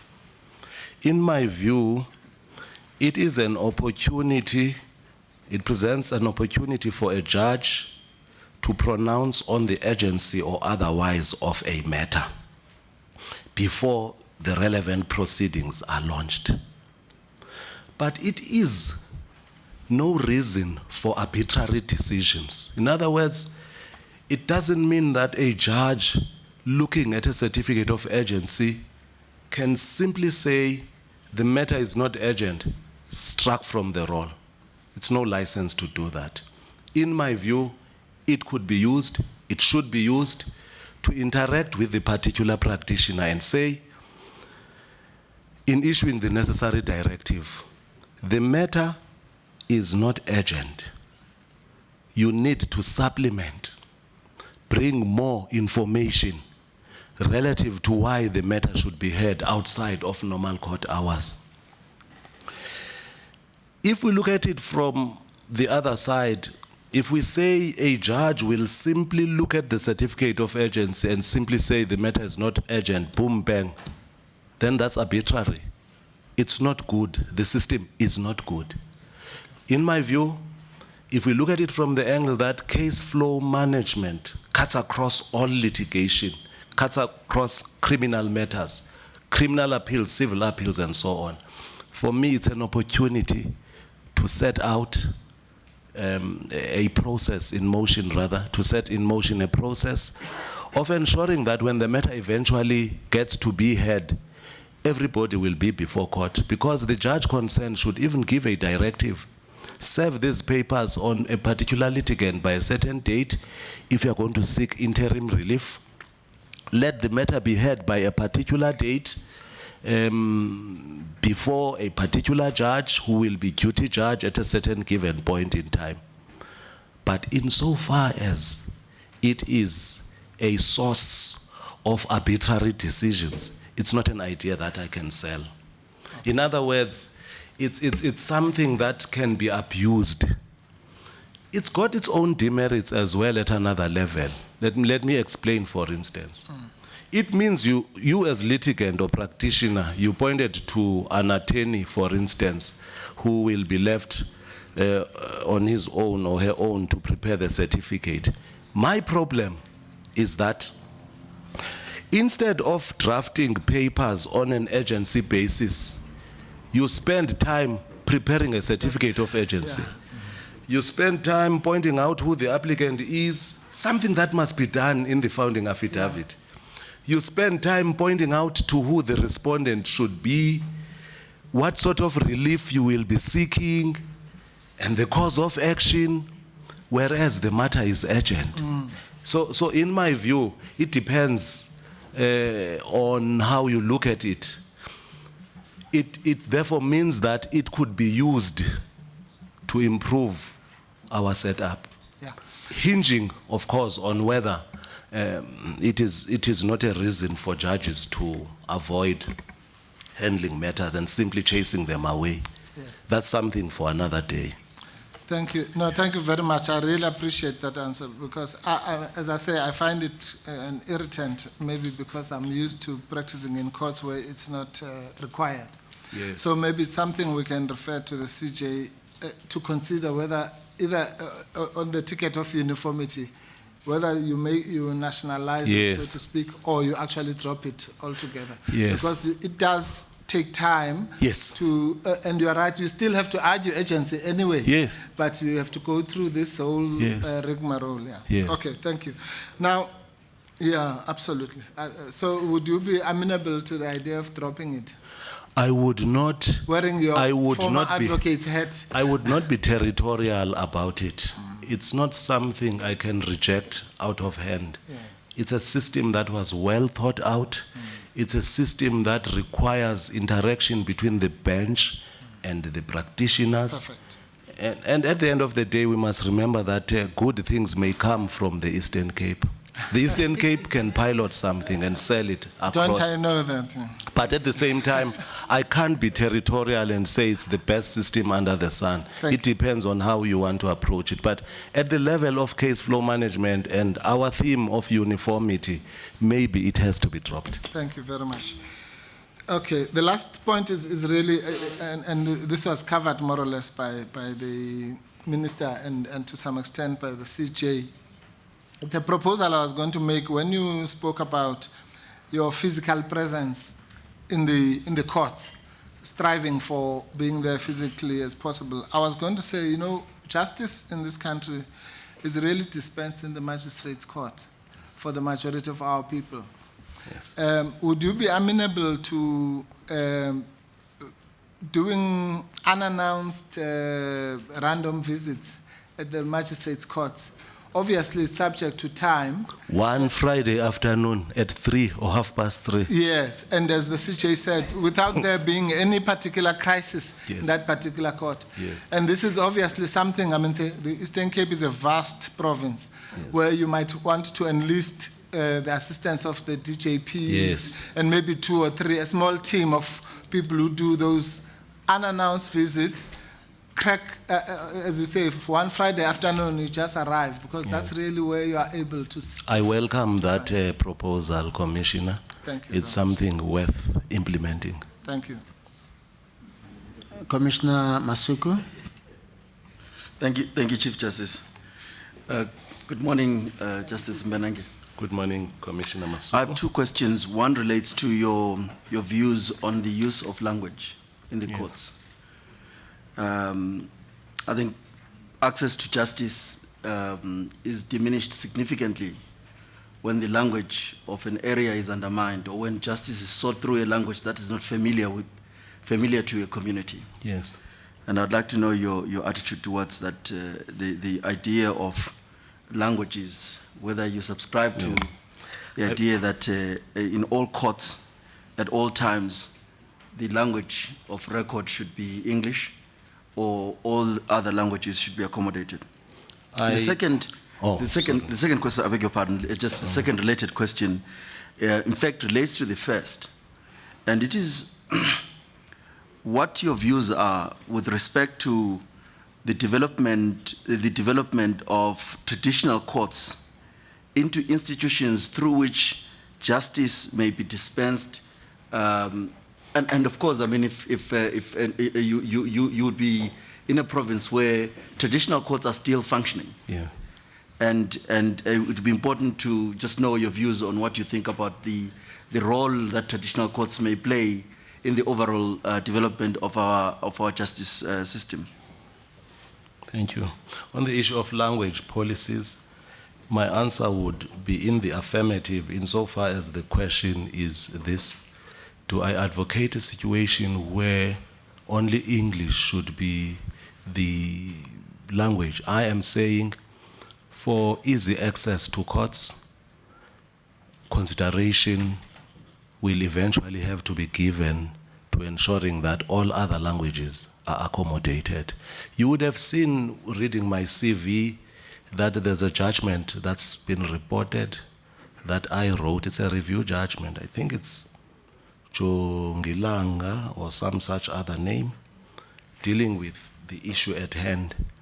You would have seen when reading that reported judgment, I think it's reported in one of the 2016 South African criminal law reports, you would have seen that the idea of languages is embraced by me in that judgment fully, but at the same time, I am appealing for a coordinated approach.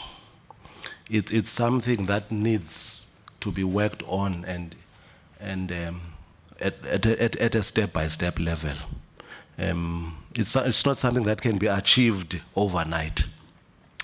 You would have also seen, if you read that judgment, that there are committees which were set up to deal with that and come up with recommendations, and those committees have yet to issue those recommendations to be given effect to. But what I was lamenting about in that judgment was the fact that a particular magistrate had simply issued a judgment in Xhosa, not taking into account the fact that this should be coordinated. You can't wake up and write a Sotho judgment or a Xhosa judgment. It must be a coordinated system. And yes, that's as far as I can take it. Sorry, I don't understand what do you mean by coordinated? What do you mean? I mean, the committees should come up with recommendations that should be given heed to by everybody at the same time. Uniformity be struck the country over. On the issue of traditional courts, there are advantages. That too speaks to access to courts, which is a constitutional norm. I can only say that if you read judgments like Bangindawo and Nhlanhlalala versus the regional authority courts in Transkei and so on, some of those courts were abolished because their norms did not accord with the constitutional dispensation. But those judgments should not be read to mean that traditional courts should not be resuscitated and run in those areas where tradition is still the order of the day. But I can only say what is important is that there's always constitutional testing. We need to test what is happening there by subjecting it to constitutional norms. That's all that there is to it. Section 39, subsection 2 speaks about that. Development even of customary law within the spectacle of the Constitution. So it's not something that I would shoot down, Commissioner Masuku. It's something that I would say, let it be attended to. We've got constitutional norms to guide us in relation to what procedures should be followed and what functionaries should play a role in those courts and so on. Thank you.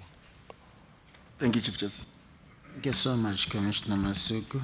Just starting with the language, you know, one of my envies when I meet my South Korean colleagues, my colleagues in Indonesia and Russia, and even Japan, is that papers, argument, and judgments are all in their mother tongue. What do you think it will take and how long, if at all, for us to get to the point where it's possible to do the same thing in relation to each official language? CJ, it's a question of availability of resources. That will be, from what I've seen and seated where I am today, the challenges that one has seen, you know, as being part of this huge establishment, the Office of the Chief Justice. We should get there, but lack of resources will delay the process, understandably so. What about the development of particularly African languages in a manner that will make it possible for you to articulate a legal concept well in your mother tongue? What will it take to do that? Do we have that? Do we have lawyers, for instance, who, at the moment, African lawyers who can articulate legal principles, constitutional principles in their mother tongue? Or is some development required before we can get there? When last I checked, African languages seem to be elective courses towards an LLB degree. Until such time that these languages are made to be part and parcel of the curriculum, we will always have challenges. Notional challenges, even concepts of law and all that. Yes. It's going to be a challenge for some time. And until African people are encouraged to take pride in their languages, because the common trend is you can find as many as 10 Botswana people all by themselves, or Basotho people. 5 minutes is too long for them to speak in their mother tongue without throwing in English or something else. Yes. And I was giving an example that, you know, one of the things that moved me when I watched television and I happened to switch to Lesotho television station is the debates in parliament in Sesotho. But you won't find that in KwaZulu-Natal or in Northwest, just Setswana, even if everybody understands the language. So there is something that needs to be done there, isn't Absolutely, Chief Justice. Yes. Absolutely. The closest are where's Chief Justice? I don't agree with Commissioner Malema. Also object to that. Ndifuna ukuchekisha. Now, I'm going to ask you unfortunate questions, but you can say, no, I never thought that through, if that be the case. Yeah. And you may not be familiar with the challenge because you've never been appointed to a permanent leadership position in the judiciary. So I'm mindful of that. Yeah. Here is the problem. The Chief Justice, the judges, presidents fulfill an oversight role over the magistracy. Yes. Now, in terms of the functioning of those courts. Now, one of the things we need are dependable statistics. In other words, you don't just have to depend on what the magistrates gives you. It's got to be possible administratively to source those statistics for yourselves. The Department of Justice and Constitutional Development was able to do that because you've got a manager, a court manager, an area court manager, and a director court operations who, in liaison with the regional head, would then convey those statistics to the National Office of the Department of Justice and Constitutional Development. Now, when the Office of the Chief Justice took some of these administrative responsibilities over, it is the Director Court Operations who were transferred to the Office of the Chief Justice, delinking her from the area court manager and the court manager on site. So she may beg, let me use she may beg for the information, but she has no right to insist on that information.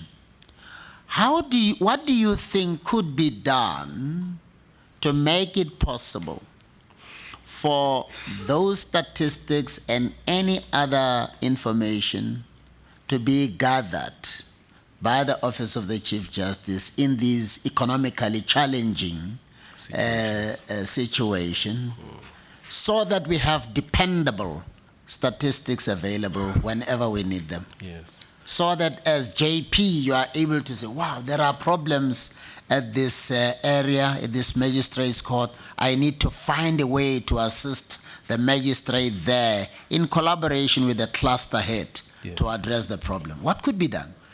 If you haven't given it a thought, I'll understand. I have partly given a thought because there's a practical situation that emerged whilst during my stint in Umtata.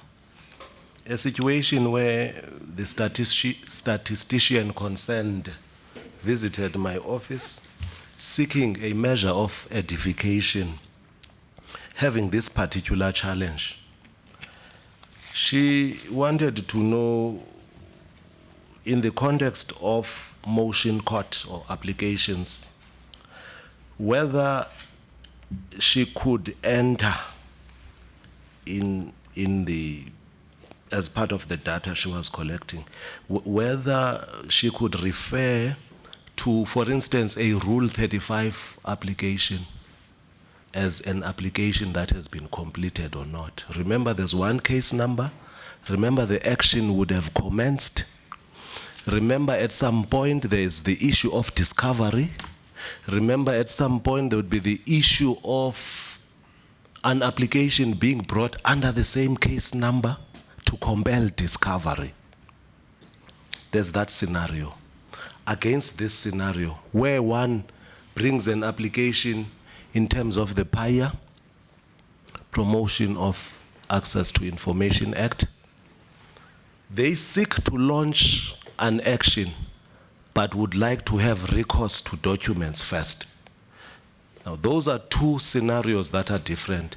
The one scenario that I alluded to initially relates to a matter that has not run to a finished Chief Justice. So my answer in that situation would be, this matter has not been completed. This is just an interlocutory application. So the template has no reference to interlocutory applications. It's just about whether an application has commenced and has been finalized. Now, that should teach us a lesson. What lesson can we glean from that? The particular lady who is a statistician is facing these two scenarios. She seeks an explanation as to how she can resolve the problem, how she can identify this one scenario as against the other. In other words, can it be said in a situation where you launch an application to compel discovery in a pending action, if the court ends up granting that order, will you enter that as a finalized matter? There's no template in that situation that speaks to interlocutory applications. So my answer was simply that there is such a thing as an interlocutory application. It relates to a pending action. when a court grants an order, it doesn't mean the action has been finalized. That against a situation where one launches an application to have recourse to documents with a view to launching an action or an application. In that scenario, when the court grants an order, that particular application would have been finalized. What answer then will I give to your initial question? My answer would simply be that there's a lot of training that is required for statisticians to understand what is happening in courts, and to see whether the templates cannot be accommodated to cater for the different scenarios, because at the end of the day, CJ, you may get wrong information. You may get a situation where it is mentioned that so many applications have been finalized, or matters, civil matters have been finalized, only to find that it was only an interlocutory application. The matter has yet to be finalized when quantum or judgment on quantum is eventually handed down. That's as far as I can take it. Yes, no, thank you. The reports I receive relate only to reserved judgments. Don't you think it's necessary to have reports on part-head matters and their lifespan? No doubt. Something that says when did the matter, when was the action filed? Yes. When was the matter heard for the first time? And how many times was it postponed? Yes. Yes, Chief Justice, there's no doubt that for the OCJ to be in the full picture, there needs to be information passed on indicating what partly head matters we still have and so on. I believe that that is done in our division. What about the reasons for the postponement? Then it means there must be a column. Do you think it's necessary to have reasons or not? I believe it is necessary. Yes. To mention the reasons, because some matters will get postponed twice or thrice for one and the same reason. The road accident fund. Final remand for witnesses. Yes. Yes. Now, what solution would you propose for applications that are dealt with over a period of as long as a day, 2 days, or even 3 days? Applications, motion proceedings. What solution would you say should be provided to that problem? You mean an application set down as an opposed application? Yes, opposed. With heads of argument having been served and filed? Yes, some are heard for the whole day, others for 5 hours, well, whole day, 2 days, 3 days. Maybe it would be appropriate to limit the time for argument and control the role in that way, because the parties would have filed heads of argument anyway. So that system adopted in the Constitutional Court, I believe should be adopted and possibly adapted even in the other courts of this land. Yes. Well, thank you very much, Judge Mbenenge. I think we've kept you, for almost 3 hours now. Yo. Thank you, CJ. Thank you so much.